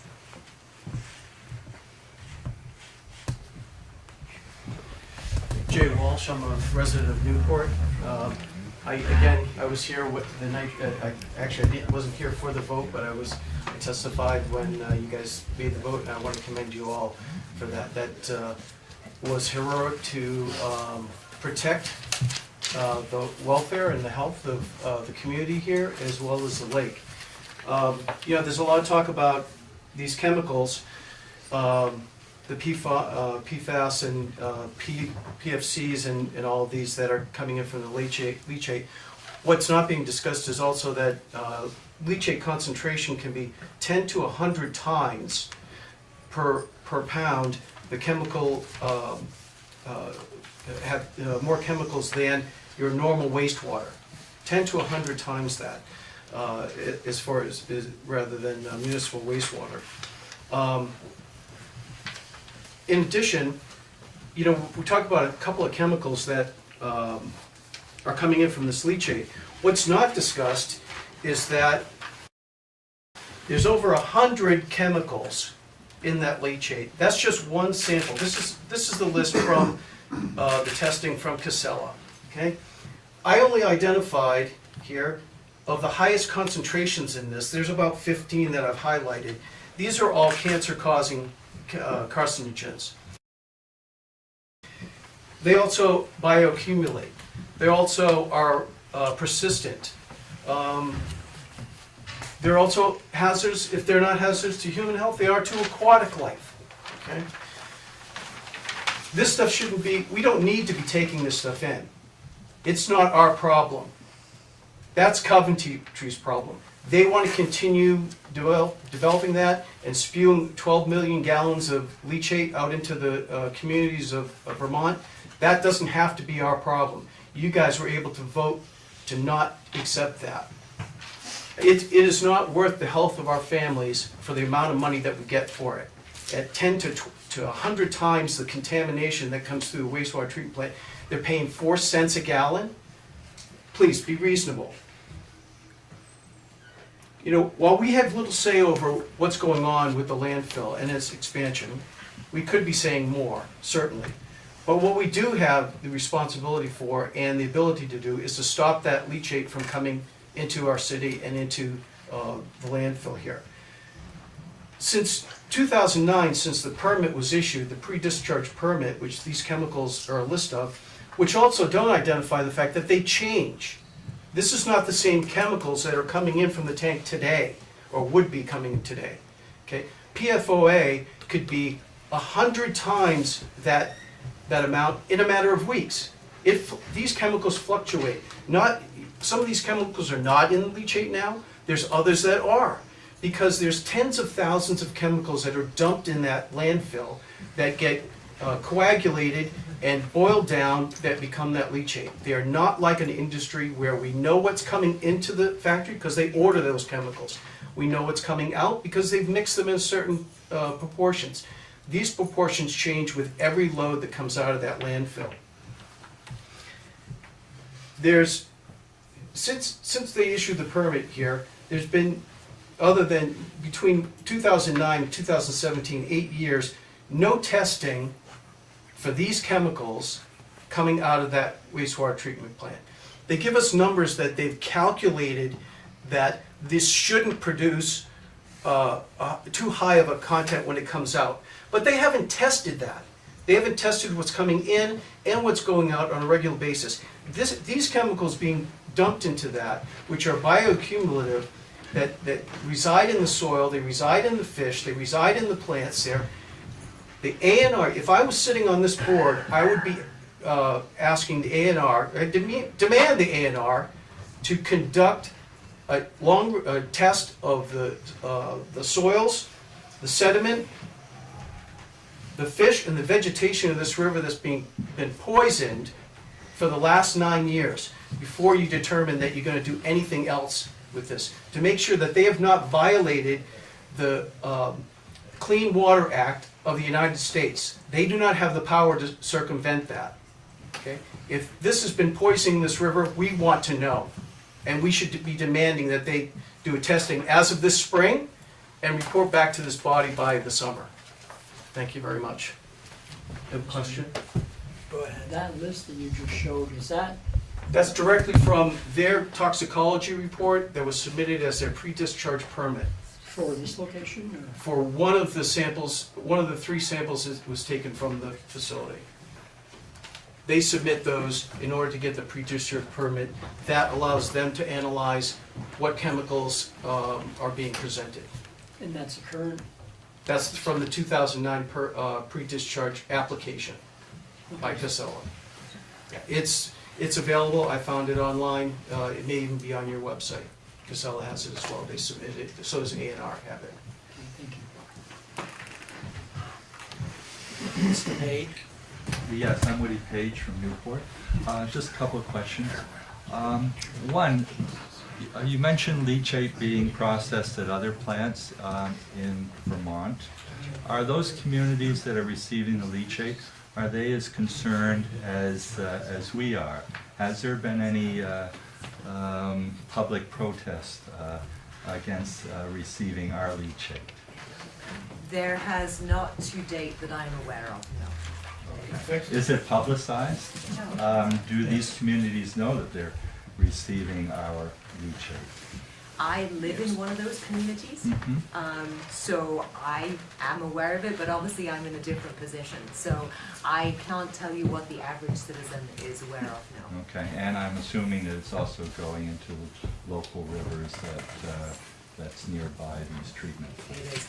All wastewater treatment facilities do discharge their effluent to a water body. And in Montpelier, which is where I happen to live, it's to the Winooski River. Yeah, okay. As do the treatment facilities that are in Canada themselves. They also discharge into rivers that enter the lake. Yes, that is correct. Canada has very much the same systems that we do. Not in lake, in river. Sorry, madam. No leachate is treated in any lake in Quebec. It's only sent to river. To rivers. So you're wrong. Okay, thank you for that correction. And the other question I have is, Goes to river too.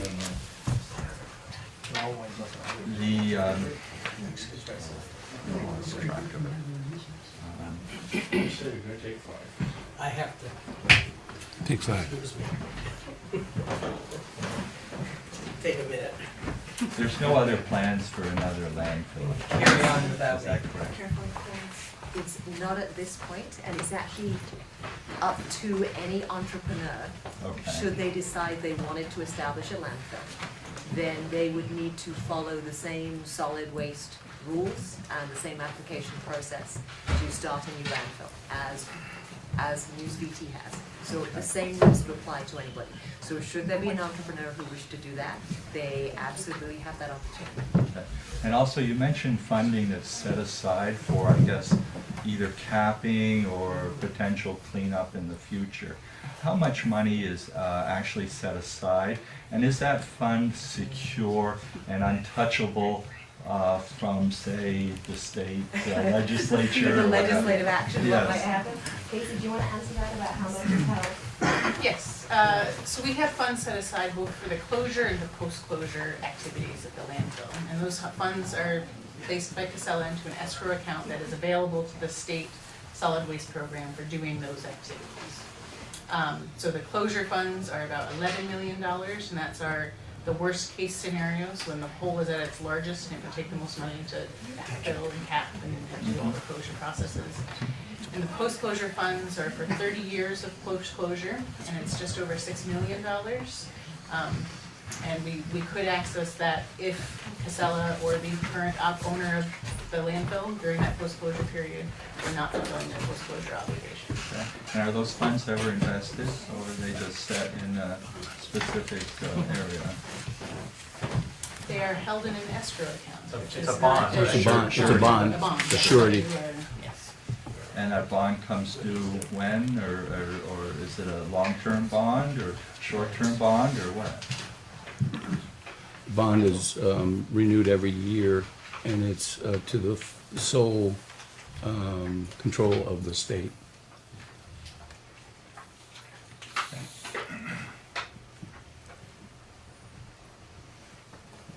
This gentleman right here. Oh, yeah. Mr. Mayor, I was here in September for the meeting and the way you vote.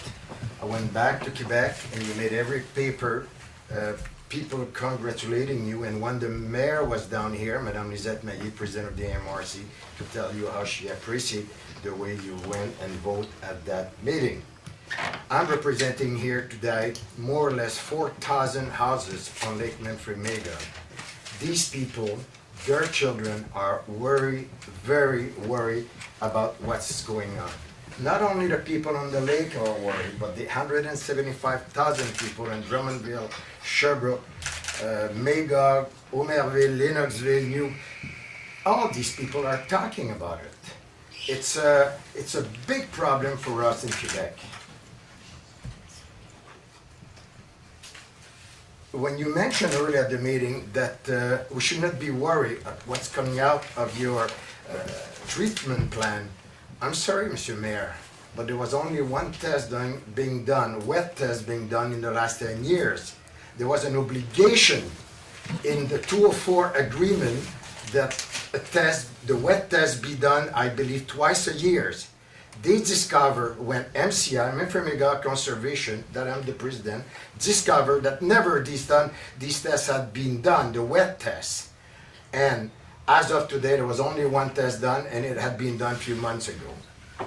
So we're not exactly sure, actually, what's going on in the lake. And nobody can say anything else that I'm saying here tonight. We're not sure because no tests had been done over the last 10 years what's coming out of that facility plan. Another argument, and that's if I was paying tax here, I would be very worried about it. The story of garbage in Canada and United States, their biggest problem is not the truck, it's not the site, it's not the staff, it's the leachate. What they do, they are so bright. They just wash their hand. They take the leachate, they put it in the truck, they bring it in your town, and they say, now you are in charge. Now you are responsible. Now, if there is a problem, they will not answer that question. You, member of the municipal council, will have the problem. They are very wise. They did it in Canada, and they're doing it all over the United States. You're not the exception, you are the rule. People, these companies don't want to treat the leachate. It's a surprise every day.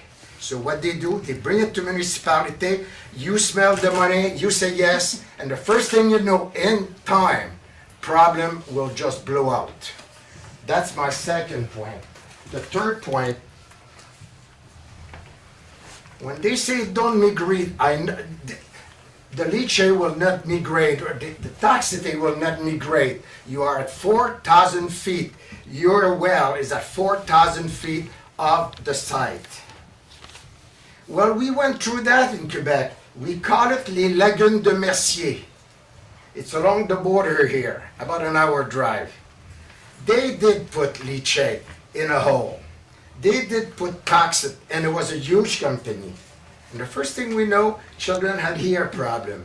People were getting sick.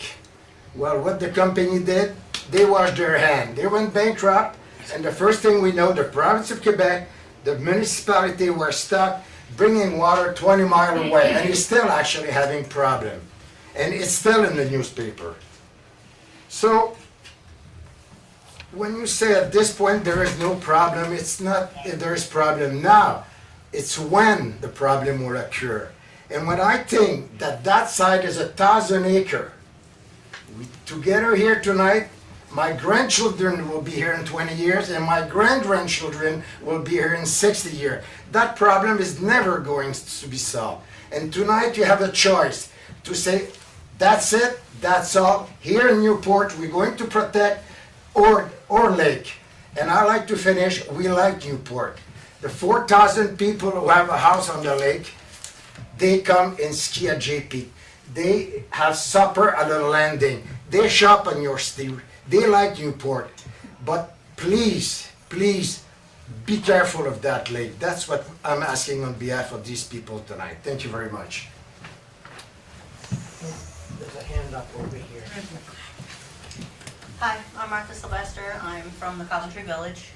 And I've sat through tons of meetings about Casella, tons of conversations. I just have one question, and I'd like to point out one thing. I have heard the state say their tests, when they get their tests, they take Casella's test results, and that's what they use.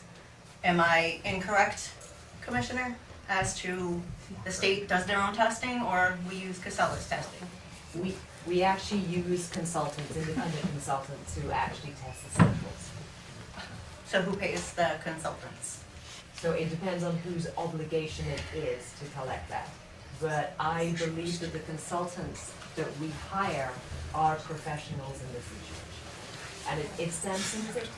Yeah, so can I respond? So for the leachate testing, we used one of our own contractors. So that was us. We paid for it out of my budget, my division's budget, to do that analysis because we just didn't know. It was an emerging contaminant. Most of the country doesn't know about this. The regular groundwater monitoring is done by Craig Heindel's company, which is an independent company, but they are paid for by Casella. So there's a little bit of both. But the leachate was us, 100% us. And you're what? Department of Environmental Conservation. And Casella pays $120,000 for your administrative costs every year per legislation. They pay a tipping fee, franchise fee, and that's really paid by all the people who generate garbage. But it's collected at the tipping, at the landfill itself. Thank you. Anyone else? Mr. Ross. Okay. I'm not gonna take too long, but I'll step back. You know, I'm older than some. So when Meadows was being developed, Act 78 was in place, and you know, it's like this big deal in the state. Well, Act 78 was one of the biggest failures of legislation that ever happened because it never got anywhere. Has nothing to do with Casella. Really don't have anything to do with the people in the state now, but the legislature dropped the ball, you know, because developing something like that, they should have been willing to put money into the system and not leave it up to commercial enterprises to make it right for the state. So that goes back to that. I think we have tunnel vision. All right, we're looking at PFAs and PFOs. There's other contaminants that are just as bad. All right. There's one, all these acronyms, and they don't really bother me much, but there's a PAH. All right, and PAH is the one that they believe causes the tumors in the fish.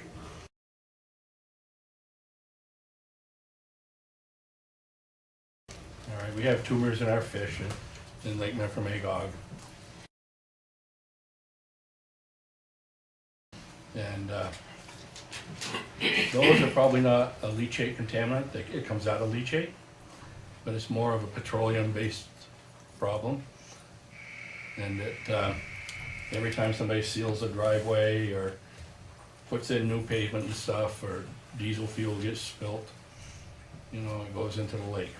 One of the things about that, they've all talked about this bio-cumulative.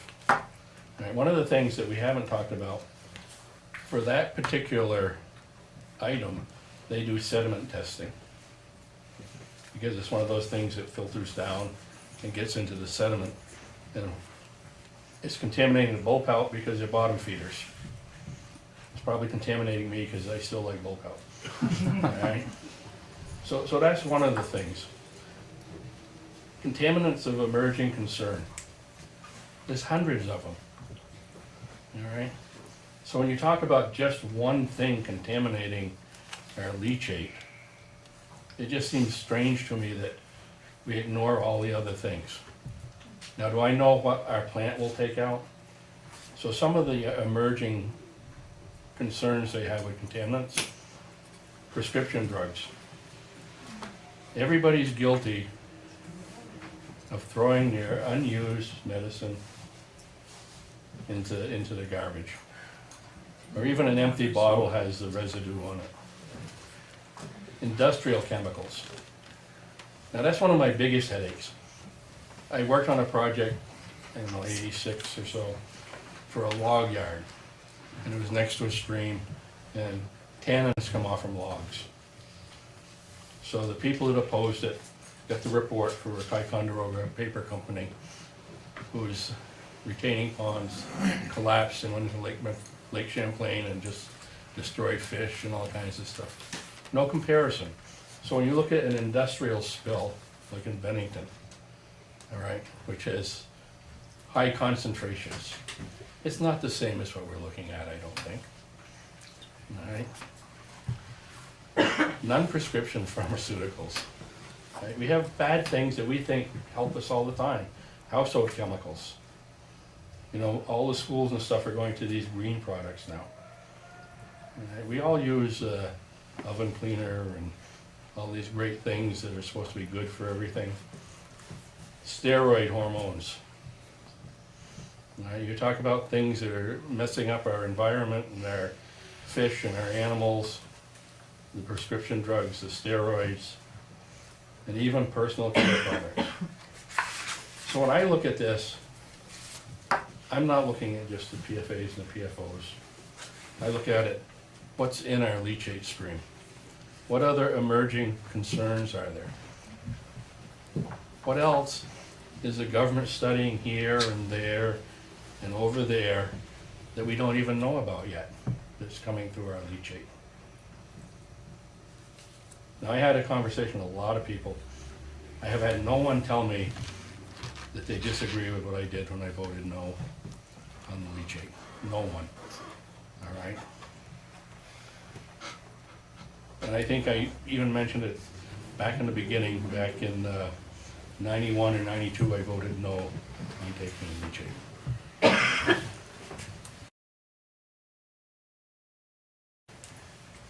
I will never be convinced that this is safe leachate. And I've probably read as much as him or maybe more, you know.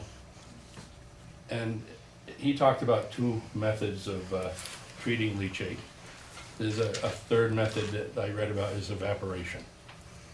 And I don't know how good that is because guess what, where your solid's gonna go when you start evaporating? You just gotta dump them back into the landfill. Do I think this is Casella's personal problem? No, I think they have a hell of an operation out there. I think they do everything they can and they meet all the standards that we set for them. I think the problem is the things that we talked about, upgrading our plant for on-site treatment. And there are lots of treatment out there, other than the three I talked about. Now, you can go online and look at treatment of leachate, and what do you see? You see all these companies that make big promises, right? All these commercial companies that will tell you, I can treat your leachate for you. Well, sometimes I take that with a grain of salt. But I think sometimes we have to be careful when we have tunnel vision and we're comparing what we're comparing today with a huge industrial spill. I think they're two different things. And I don't like to have tunnel vision, so I looked at all the other things that could be causing us problems. And I could never go through all those documents and determine which of these emerging contaminants are we looking at and which ones are we ignoring. So for me, there's no safe leachate for our facility.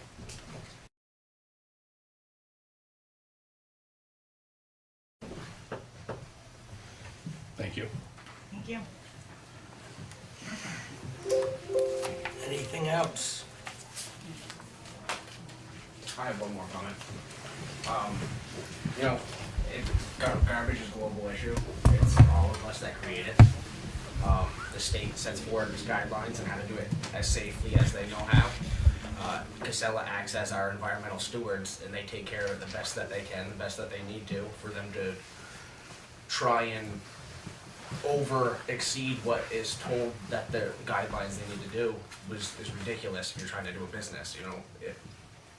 That sounds, I mean, they already go above and beyond trying to stop issues that are happening, in my opinion. I mean, I live right across from the place, and I don't have an issue with odor. Other people do. Maybe the wind blows a different way.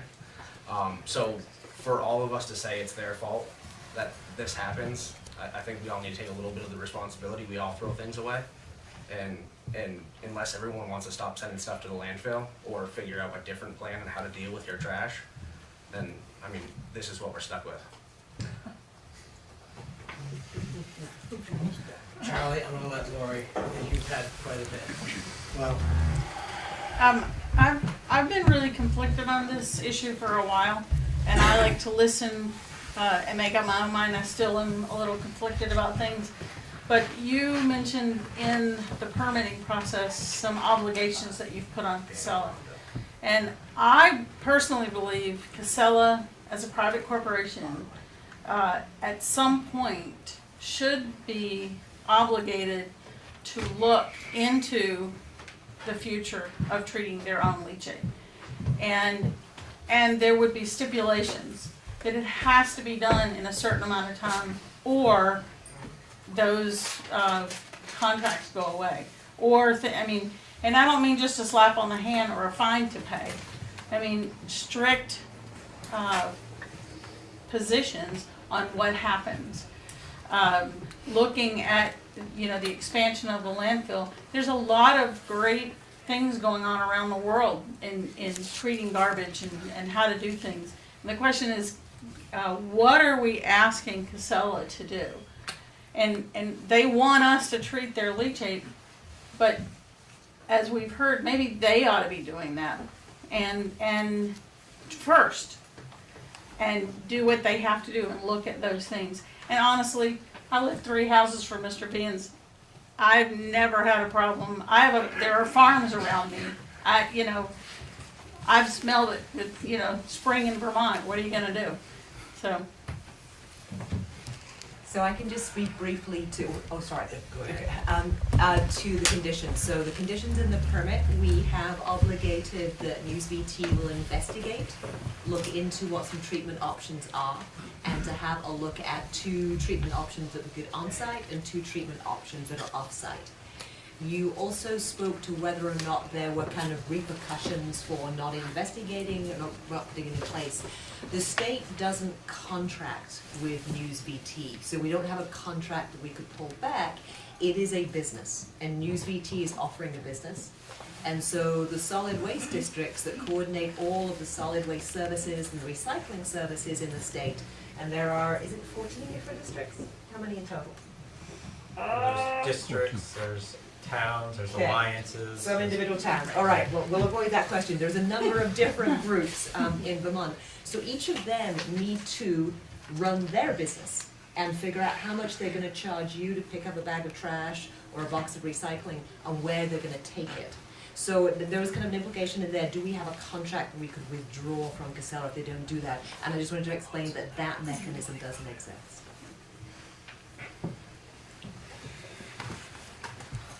I find it really disturbing that the state does not have a plan, a long-term plan, for how waste will be dealt with in the state. It's very convenient for the state to have us as the great big garbage can. But that's not good for this area. It's not something that benefits us in any way. It would be much more fair to share this. Now, I know that there were other proposed sites, for example, Williston, but guess what? The neighbors in Williston didn't want it either, and somehow, because that's a very wealthy area, they got away with that. But here we are, stuck, and that shouldn't be. It just should not be. And so I'd like to pass this to Chuck, because he happened to be on the board Lucky Chuck. of the Chittenden Solid Waste District when they made that decision. So Chuck, you're in a hot seat to answer that. Right, no, that's fine, and to be clear, I'm not speaking on behalf of Chittenden I bet. County Solid Waste, but I was on the board at the time. We voted to condemn land owned by Paul Casey to build a landfill to serve Chittenden County. We did not do it because of the complaints, not at all. We did it because there was an important Supreme Court decision that came out that said we couldn't control the flow. So whether we like it or not, we're a really small state. There's many cities that have, way more people in it than little old Vermont.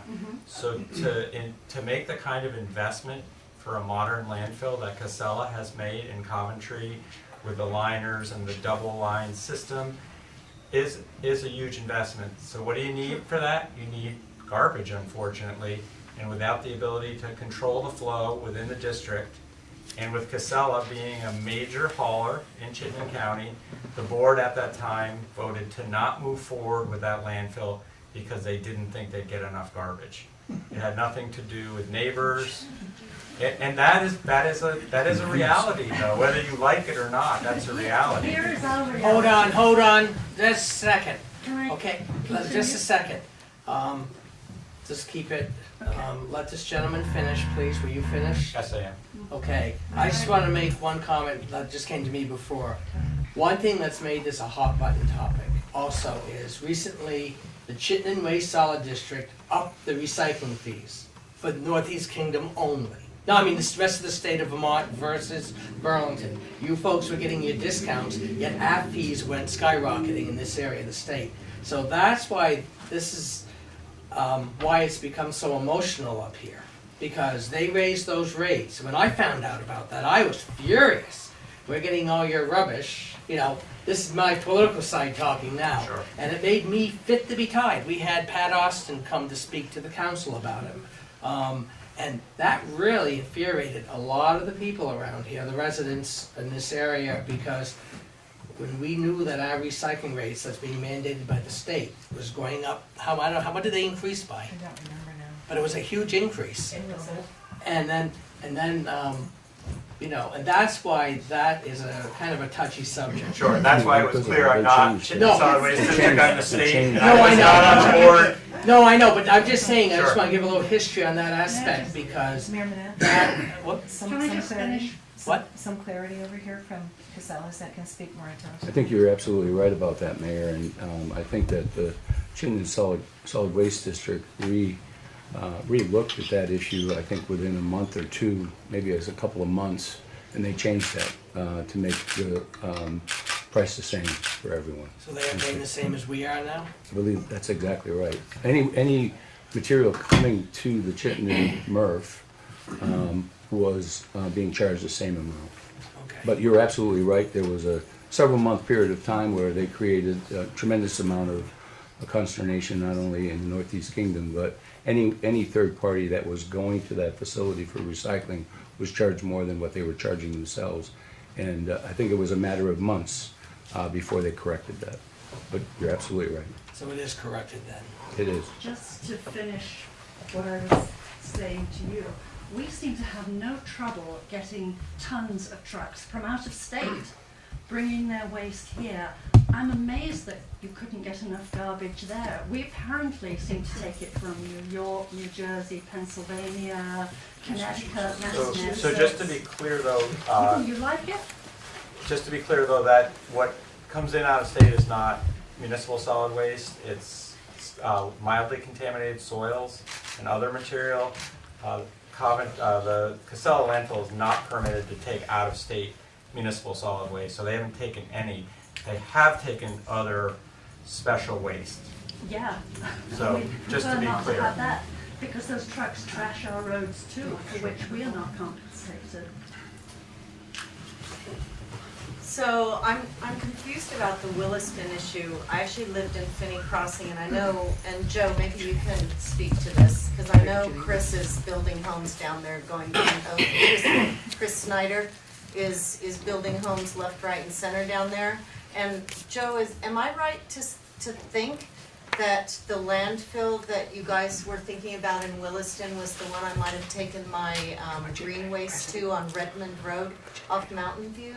Is that where the Williston dump was gonna be? Yeah. I The had right no- kind of maybe in your neck of the woods, off Mountain View and off Redmond? Is that where the dump was supposed to be? Yes, the Chickasaw Waste District's dump that they didn't build is down there.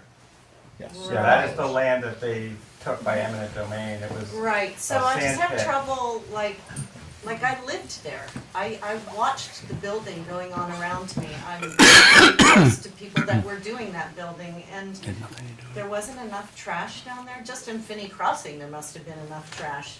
I mean, Williston is just. And I don't think this is the right place to debate flow control, but the issue was Chittenden couldn't mandate it. And so their engineers, I was on the board, I was the one that voted no too, but we were told, without the ability to control flow, that if Casella wanted to take all their routes that they collected in Chittenden County and bring to Coventry, there was no ability for us to stop that. And that's a federal Supreme Court decision. So, I mean, that, I do think it's relevant because somebody else has to take some responsibility for the trash in the and I understand that. Yeah. I just wanted to share that piece on why we didn't go that route. I just wanted to mention that Rep Marcotte, so periodically the state legislature, and it's fabulous that you have former local rep and your next rep here, the state house has periodically looked at the overall solid waste strategy for Vermont. And Rep Marcotte is interested in getting a group together to look at that. And so it's been maybe 7 or 10 years since that last major conversation. And with that, it was a business decision that the districts who were looking into a landfill made because they couldn't obligate a certain amount of business that would come to them. So you can see there kind of like the yin and the yang of it, where we have very strong environmental regulations that obligate a substantial investment to make sure that landfills are as contained as they can be. That at the same time creates a cost barrier to open new landfills. So as the districts were looking at potentially opening landfills themselves, they wanted to guarantee they had enough business to justify the investment made. So that's kind of the tension, if you like, on how our solid waste strategy has evolved. But I would encourage your local representatives to be in touch with Rep Marcotte and to see if they want to be part of that group. I mean, Briefly. This is insane, okay? The reason that Casella owns or has contracts with all the waste haulers, so they control the market, they have a monopoly, we're all aware of that. But what the state does have some control, because they have the powers to decide how much trash a year they can take. So if they limited the amount of trash to 250,000, which is what it was originally, and not increased it in this permit to 600,000, then maybe that would force the state to find other options and somebody else to put a facility. We just keep increasing the amount of trash that Casella can take there, and you shake your head all you want. The last permit was 250,000. They got it increased halfway through it to 3-something, and now the new one is 600,000. And they'll tell you, well, the daily take hasn't increased. It's only 5,000 a day. Well, 5,000 a day would be 1.5 million. So they can't take 5,000 a day. But they were limited for 5,000 a day up to 250,000. And now the state's saying 600,000. So if you would stop giving them capacity, maybe that would force ANR, the state of Vermont, the legislature to look for other options other than dumping it all into the Northeast Kingdom. So the economic injustice of that is a reason to oppose this continuous landfill. We don't need to be the dumping ground for all of Vermont and part of New England for the rest of our lives. And the leachate, they've already told you they can't test it. I would say they're gonna do testing, they're gonna force Casella to do testing, they're gonna find out what's safe, they're working on it. They're gonna have plans in 2019 or tests, and then they're gonna discuss it from that. I'd say you stop taking the leachate until all of that's done. And then you have approved. That's the precautionary thing.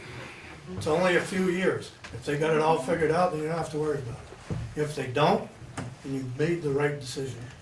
You're making the right decision anyways. That's it. Mr. Mayor, just one distinction on what Charlie said. Our permit has been at 600,000 since 2013. The permit that is being discussed now does not change from 600,000 tons. So there's not an increase in terms of the annual Which was in permitted. 2004. Let him finish, please. Well, you know. Well, make the statement accurate, Charlie. It was increased till 2013 to 600,000 tons, but the current permit is not being increased in terms of the total tonnage allowed to go to the facility.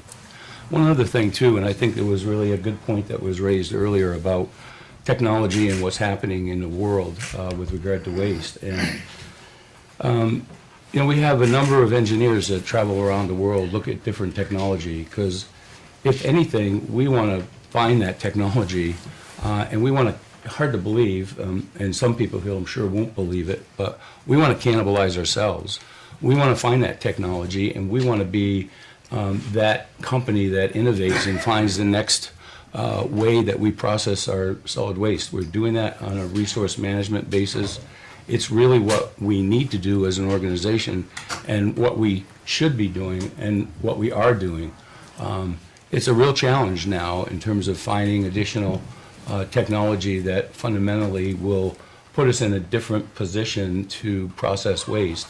And it's even more of a challenge from a recycling standpoint, with China no longer being in the recycling market for much of the fiber that is being generated in North America and around the world. So there are huge challenges there, but I couldn't agree more that we should be doing everything that we possibly can to advance technology and move away from landfilling to a better resource management strategy. Oh, he said that what I said wasn't true. Can I answer that? Because I have the document right here. We could debate all night long. This is not a debate, this is the actual document. From the New England Waste Services Facility Certification. It says, and I'll read it to you, and then I'll hand it to you if you'd like. News Vermont submits annual application fee of $187,500 that corresponds to an operating capacity of 250,000 total tons I of didn't solid say anything waste per about day. I didn't interrupt you. The operating capacity at this time of this certification is issued is limited to, this is important, the operating capacity at the time of this certification is limited to 250,000 tons per year, 5,000 tons per day. The next paragraph down says the secretary will administratively increase tonnage of solid waste to be managed for the facility to the maximum operating capacity of 600,000 tons. That's the state of Vermont facility certification document.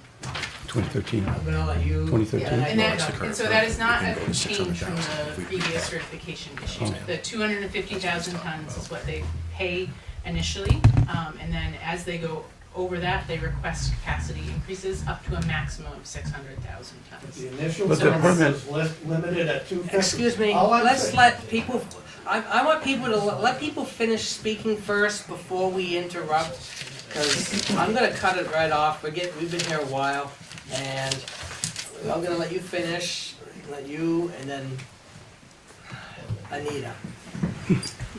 So the 250,000 tons is our starting point. They request increases up to 600,000, and we can approve those throughout the course of a year. And that is what the previous certification had. Then, That's, yeah, Mr. that's Gill. relative to fees. What I said to Charlie before was that we've been permitted to take up to 600,000 tons since 2013.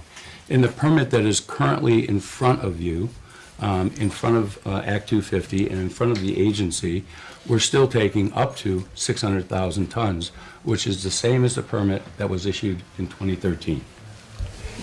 2004. I just have a question for John Casella. Are you saying that your company is actively seeking green waste to energy technology? Yeah, we spent millions of dollars over the last probably 5 years investigating Fischer-Tropsch technology. We invested in the first 2 organic facilities in Massachusetts to the tune of $3 or $4 million.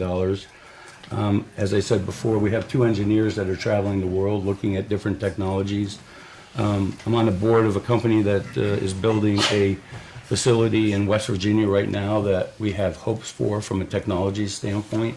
So yeah, we have invested a significant amount of money in research and development in terms of where do we go in the future? And what is technology that could have a very positive impact on the waste that we all generate? So in other words, it's being discussed pretty seriously within your company and with the decision makers? Of course, absolutely. No question. Thank you. And we have 3 renewable energy projects at this facility. We have a solar project, we have a landfill gas energy facility, and we have a geothermal heating system as well. And the power is going to the Northeast Kingdom here, right? But not some of the economic benefit. The economic goes to Washington Electric, but the power goes to the Northeast Kingdom. Yes, sir. And the only other thing, someone mentioned the economic. I did some homework there too. I think you employ, what, 60 people roughly here? We put millions into the local economy. So when they say it, I know we're getting that, but you have to also look at economic. There is some benefit because 60 people are having good paying jobs that may not have jobs here. That's the only way I was looking at that aspect. And that's not the whole thing, but when I did my research, like I said, I threw everything out and did my own research on everything. And so there is some economic benefit as far as the jobs and the amount they spend at local businesses in the community. So I did find that out. All right. Anything else from anyone? Oh, one more. He has, Phil, I had a thing. So I just want to go back to your leachate a little bit. I've got 18 years in wastewater treatment. I spent my first 8 here at your plant, went on, did another 8 at another facility, and I now run my own independent company, and I probably visit 4 or 5 a week. I can tell you that leachate is full of nutrients, full of metals. It's what your plant's made to take. It has some contaminants in it, guaranteed. But I can also guarantee you they're coming down your drains anyway. And the way state regulations and EPA regulations come through, no matter what you do, you're gonna end up having to treat for them one way or the other. So if the water reaching the lake right now is at drinking water quality, and you have a revenue source that you can invest to upgrade your plant, because I can guarantee in the next 10 years you're gonna spend $5–10 million to meet these regulations, whether you take the leachate or not. It's a pretty good partner to have if you have a revenue source coming in to help offset some of that cost to your ratepayers. I'm looking at it from a different point of view. But that's my 2 cents. The opportunity to partner to put in pre-treatment at our facility is something that I think that the board needs to consider very seriously. You have influence from a variety of industrial sources, including the town of Derby. We don't know what's coming in there. Having an opportunity to look forward and taking advantage of some of these technologies so that we're not treating just the leachate, but treating all the influent is something I think the council would be very interested in. All right. I'm curious about, can I ask one thing, my own curiosity? You've been quiet all night, so I won't let you speak. I'm curious about what these towns on the lake in Canada do with their leachate. Where does it go? Is it going through a treatment plant into the lake or into a river that goes into the lake? Well, I'd like to answer that if you permit me. First of all, there was a garbage site in Lake Mufimigag in Quebec, and we closed that garbage site. And one of the reasons is that that garbage site was not allowed to treat leachate in the facility of the municipality of Magog. Was exactly the same you had here. So we closed the site, and we didn't permit to treat the leachate because it was going down the Petit Lac Magog. So somewhere else, that's another story. But we're not here to discuss the province of Quebec, and I know people try to do that right from the beginning in 2004. We're not here to talk about Quebec. We're here to talk about the garbage of Vermont, where we drink the water. Well, you're concerned about what's happening in Lake Mufimigag. I want to know where your garbage is going. Is it going into the lake? That's my own curiosity. You want to know where our garbage goes? Where's the leachate to your treatment Well, plant? first of all, let's talk about garbage. What we did over the last 15 years, we decreased the amount of garbage. In my own municipality, all the municipalities in Quebec, they have 3 big cans. One for the garbage, a very little one, a big one for the recuperation, and a big one for the compost. 60% of what's going in that side is compost. We can compost it. We do it all over Quebec and all over Lake Memphremagog. So the amount of garbage in the last few years decreased. Actually, my wife and I and my 2 children, we're very lucky if at the end of the month we have 1 bag of garbage. Everything else is compost or reused somehow. So that's the first. Now, obviously there is some leachate, and leachate is not thrown in any lake in Quebec. It had to go in a facility where it go on the main river with volume of water. If you do it in the lake, everybody told you here tonight, there is accumulation. And in due time, there will be a bomb there, no doubt. So you're telling me that no leachate from Canada goes into Lake Memphremagog? No leachate from the province of Quebec going to Lake Memphremagog. It's going And into if you somebody's- can't prove me wrong, let me know. I can't prove you wrong, sir. I'm asking you a simple question. Okay. It's going into somebody's lake up there. I'm sorry? It's going into somebody's lake up there, or a river. Correct. We all have septic tank on Memphremagog. The city of Magog have their own facilities, Okay. So it's going into somebody's river. or but somebody's it lake. don't come in Memphremagog. It don't come in Memphremagog. You answered my question. Thank you. It don't come in Memphremagog. Thank you. I got the answer. All right. Anything else from the council on this? Questions from council members? Does anybody wish to change and reverse? Because that's why we had this on the agenda, because I was requested to have it on the agenda. Are you looking for a motion, Mr. Mayor? Well, one way or the other, because it was requested pretty much by 2 members to have this revisited on the agenda. And when 2 members approached me, pretty much, it's back on the agenda. So we need a motion either to reaffirm the original decision or whatever somebody wishes to make if they. Well, I've written down a motion based upon a lot of what I've heard here tonight and from what we've already researched, so I will make a motion.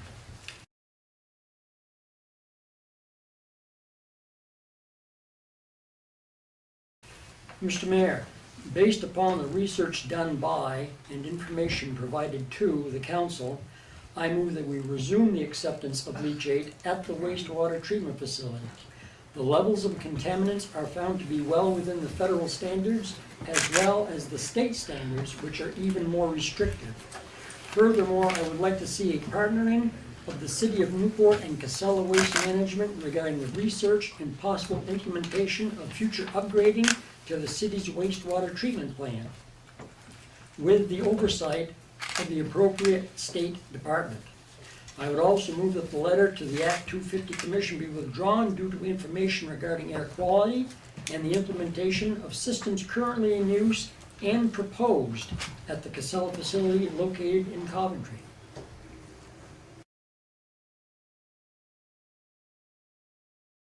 I need a copy of that. You didn't get all that? No, I didn't get any of it. So a motion's been made. Is there a second? Yes, I will second. A motion has been made and seconded. Discussion on that motion. Would you like to read that again? Did everybody get the motion? Would you like it read one more time? Yes. You want to read it one more time, just so that everybody's Word for word. word for word. Mr. Mayor, based upon the research done by and information provided to the council, I move that we resume the acceptance of leachate at the wastewater treatment facility. The levels of contaminants are found to be well within the federal standards as well as the state standards, which are even more restrictive. Furthermore, I would like to see a partnering of the City of Newport and Casella Waste Management regarding the research and possible implementation and future upgrading to the city's wastewater treatment plant with the oversight of the appropriate state department.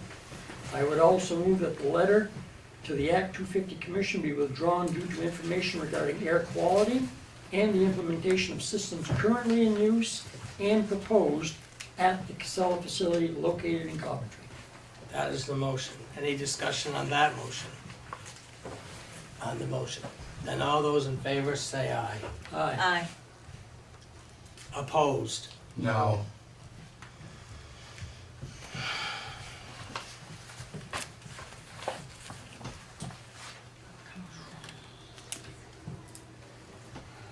Well. Well. Silence in the room.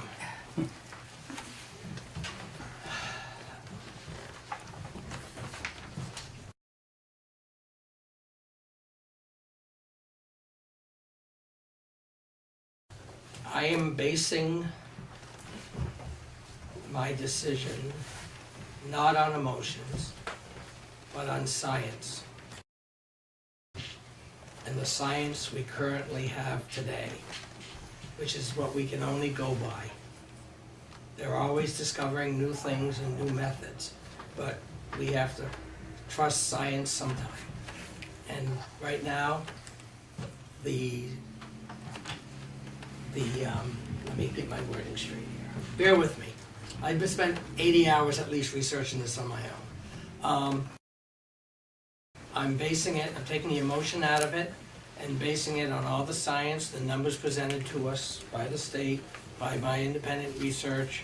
And we have to have some faith in the EPA, we have to have some faith in the CDC from some of the numbers I looked at. So, and I like the idea that the current requirement does set dates. I mean, you have a date there are requirements for dates. One is by December 31st, 2085, which is a condition. Shall submit a plan for testing potential sources required by condition 74. So there are due dates. And it's the end of the, December 31st is coming right up in a couple weeks. So I do like that condition, and then they have to have the full report by the 2019, October. I believe the technology is out there, and if we do a partnership from, either pre-treat or treat here, we can remove that and many other things coming into our plan based upon the technologies that I have researched. So with that, I am going to vote yes.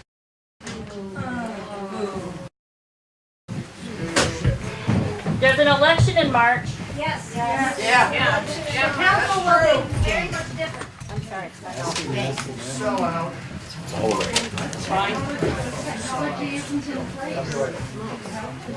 I'm fine. If I don't win the election, then say me. I made the best decision that I can make.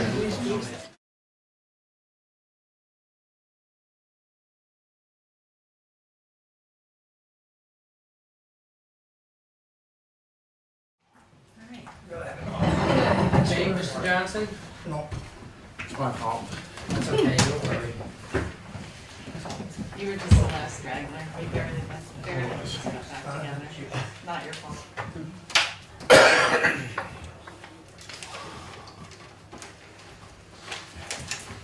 Okay. Okay, Mr. Johnson, is that running? So, We'll move on to new business. And we have one item that I'm gonna go right to. We have Louise Whipple and Penny Thomas here for the Memphremagog Ski Touring Foundation. They would like a support from the city and a grant application that they are applying for. And it wasn't on the agenda because it's short notice. We won't have a meeting between now and the due date.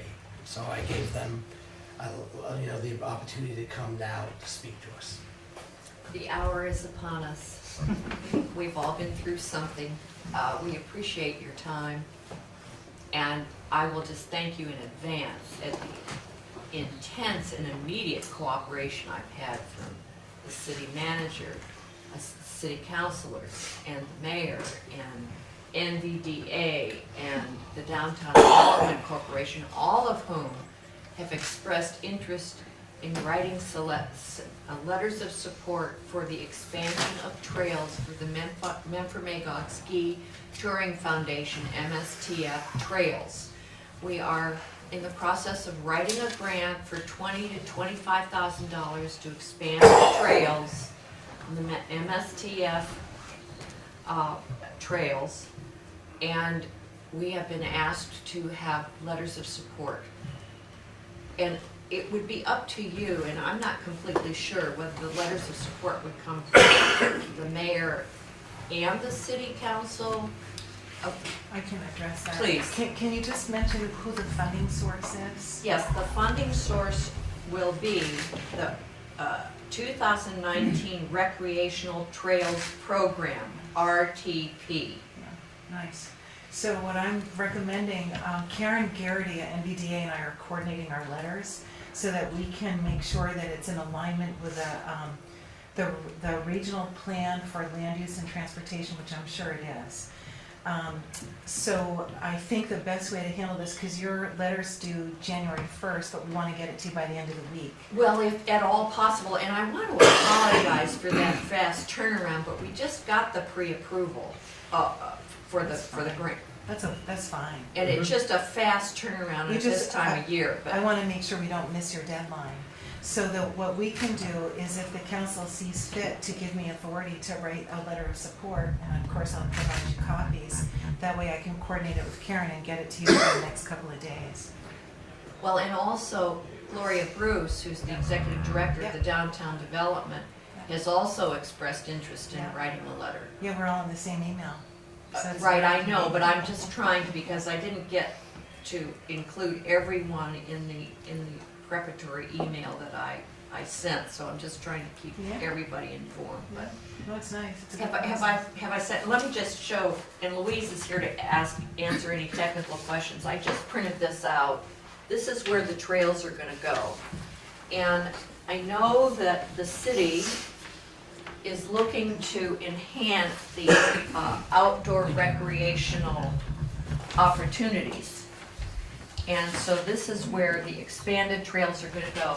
Louise Whipple is here, is a board member of MSTF, and she's here to answer any technical questions.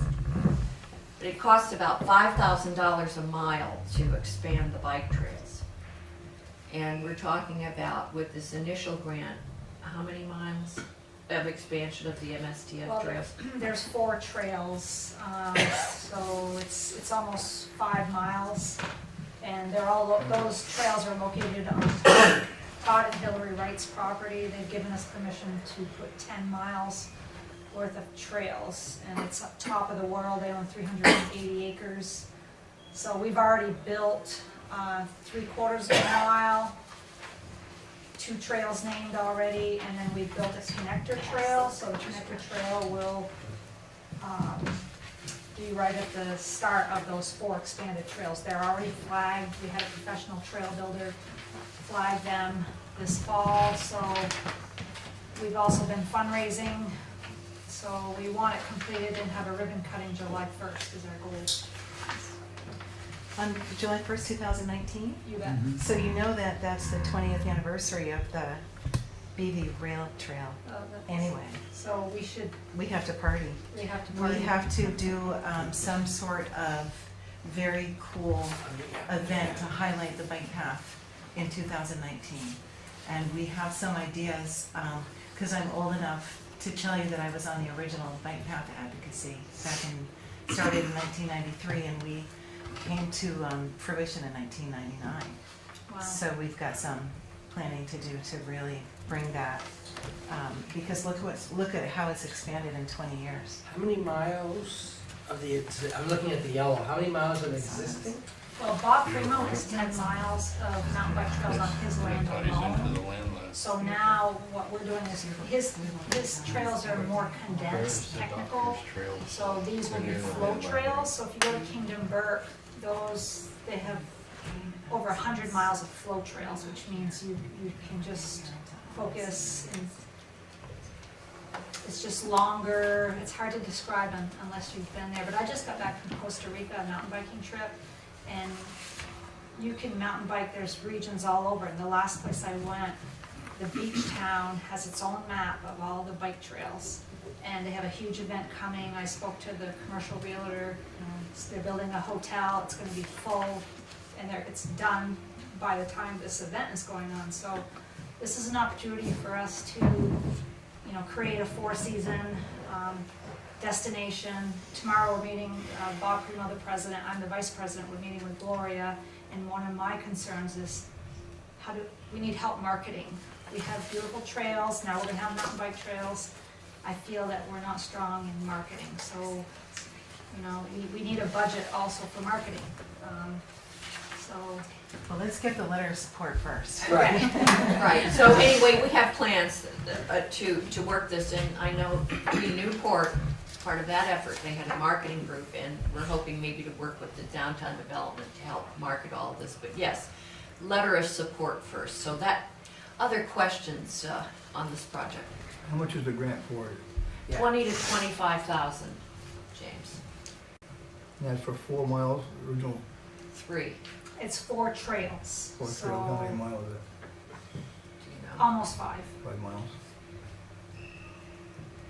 Now, this is so can you go from the bike path in the summertime on a bike on these trails? You can on a mountain bike. On a mountain bike, 'cause I'm Yes. thinking like Kingdom, like you mentioned Kingdom Yes. trails. Yes. So that really, And the other thing I will say is that MSTF has just joined Vermont Mountain Biking Association, which Kingdom Trails in Burke also is part of.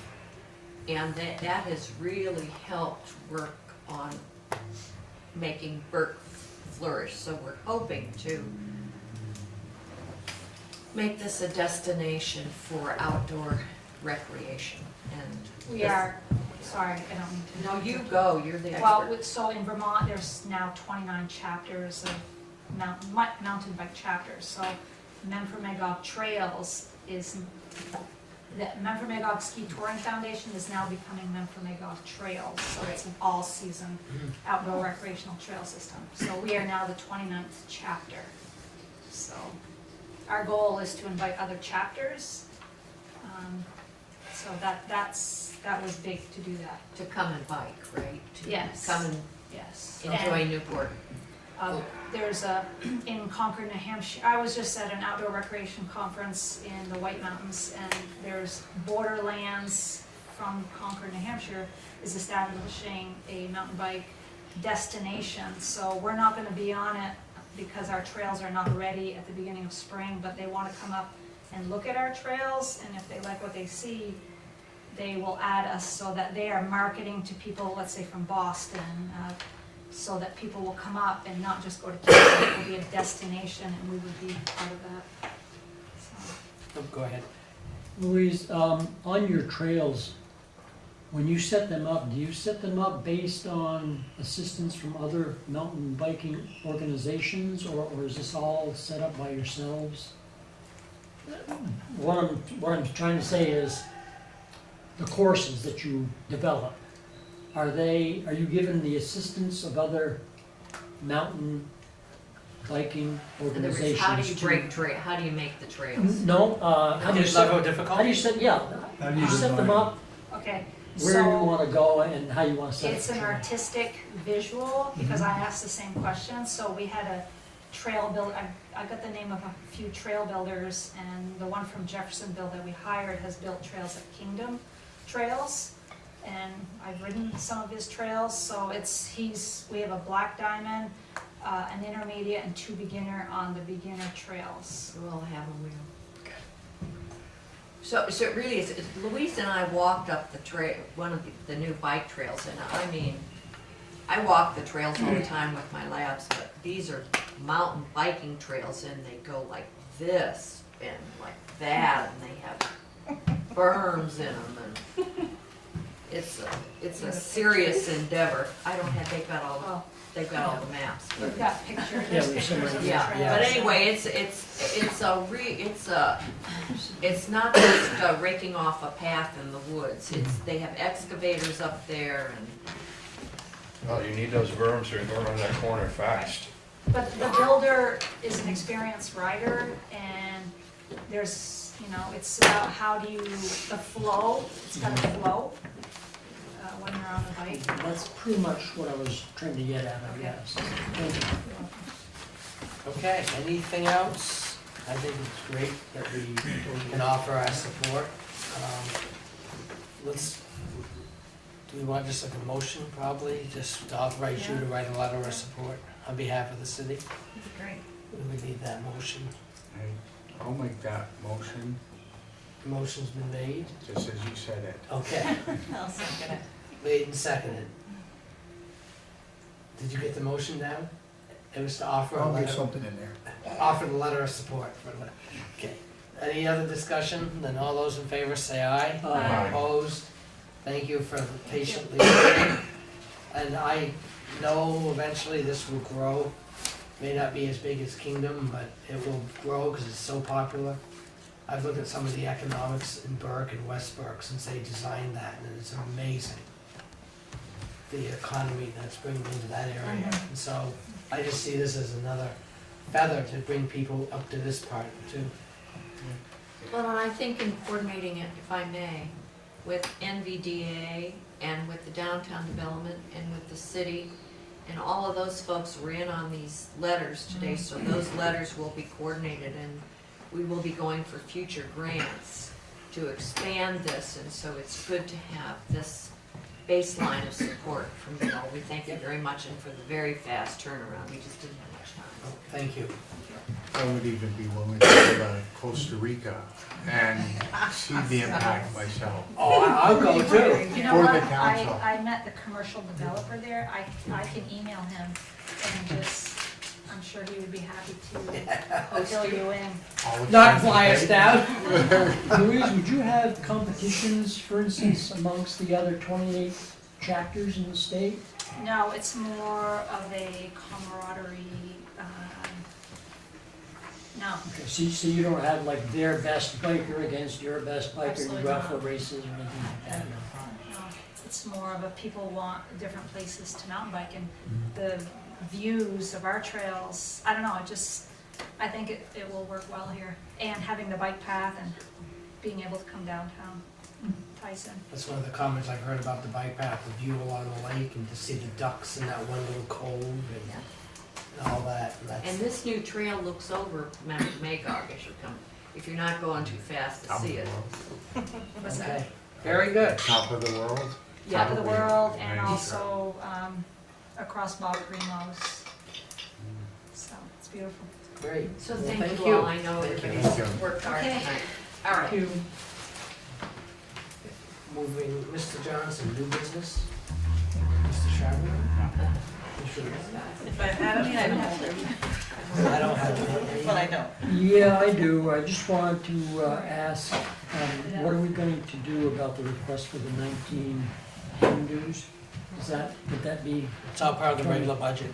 Part of the budget. It's part of our Okay, so- budget. So we don't have to do anything to address this? No. No. Okay, we're good. All right. Thank That's all I have. Thank you. Do you have something for Tom? Is that old? That's old. Oh, okay. Mr. Ross, new business? No. Anything? No, except I'm dying to know what time you got up this morning. Every time I get up and every time I came to work. Okay, moving on. Old business, Mr. Johnson? No. Mr. Charbonneau? No. Ms. Romano? No. I don't have any. Ms. Bernier, Sure. at the last meeting on the 3rd, we discussed water meters at Numia. I don't recall the exact. Okay, what did we ask for? We have to pull, specifically? we have to pull the meter. The meter's been pulled, I forgot to ask Pedro what they had for usage. Is The that- meter's been pulled. Okay, and is that what we were asking for, was the We results of wanna the know meter? what the meter, we wanna know what the meter read was. Okay, Yeah. so then if we could just get that from Yeah. Pedro, I'd appreciate it. Yeah. Thank you. That's all I have, Mr. Mayor. Oh, sorry, yeah, Put me to sleep. sorry, old I business. wanted to mention something dear to the chief's heart. The marijuana report's going to be coming out shortly. And I think we should watch that very carefully because we may want to make recommendations to our legislature members as to what we're concerned about and what we'd like them to put in if they're going to recreate or amend a bill, how they do it. You know, because there's people biting at the bit to sell marijuana. And if we don't want it in our community, we've got to make sure the legislative section will allow that, like we opted out of the medical. So I prefer that we opt out of the marijuana. I'd rather go to Derby and get mine because nobody knows me up there. Can I quote you on that? I'm too tired to come back with a comment. So we already did That might be a whole new We already segment did of that. voters for me. We already did that, we have an ordinance, it doesn't allow retail stores in Newport, right, Well, Chief? We did it, But they could but we did it overrule our without the ordinance. legislation to allow it. They could overrule our ordinance. Yeah. The previous legislation would have upheld our current ordinance, but you never know. Down there, they could write a new one that says we're gonna overrule any Right. legislation. Yeah, we don't know what they're gonna do. No. Well, And all we know is we still wanna protect ourselves. it's gonna be a high priority down there. It's gonna be something, so. All right. My old biz is just to point out, we'll, as of right now, the next budget review will happen at the regularly scheduled January 7th, 2019 meeting. Yes, and it's gonna be the recreation budget, the capital budget, And that's it? and that's it. That'll be at the January 7th. Yeah. So I'll go right to that. Our next meeting will be January 7th, 2018, 6:30 PM. And now, 18? 19. You have 18 on here. They probably do. Yeah, I missed that one. 2019, I always have that issue. You had the same issue, put the wrong date, yeah, wrong year. Okay, 2019 meeting. And with that, we need a motion to adjourn at 9:45. I'll make that motion. Motion been made, is there a second? I second it. I'll second. All those in favor say aye. Opposed? Well, Merry Christmas, everyone, Happy New Year, enjoy.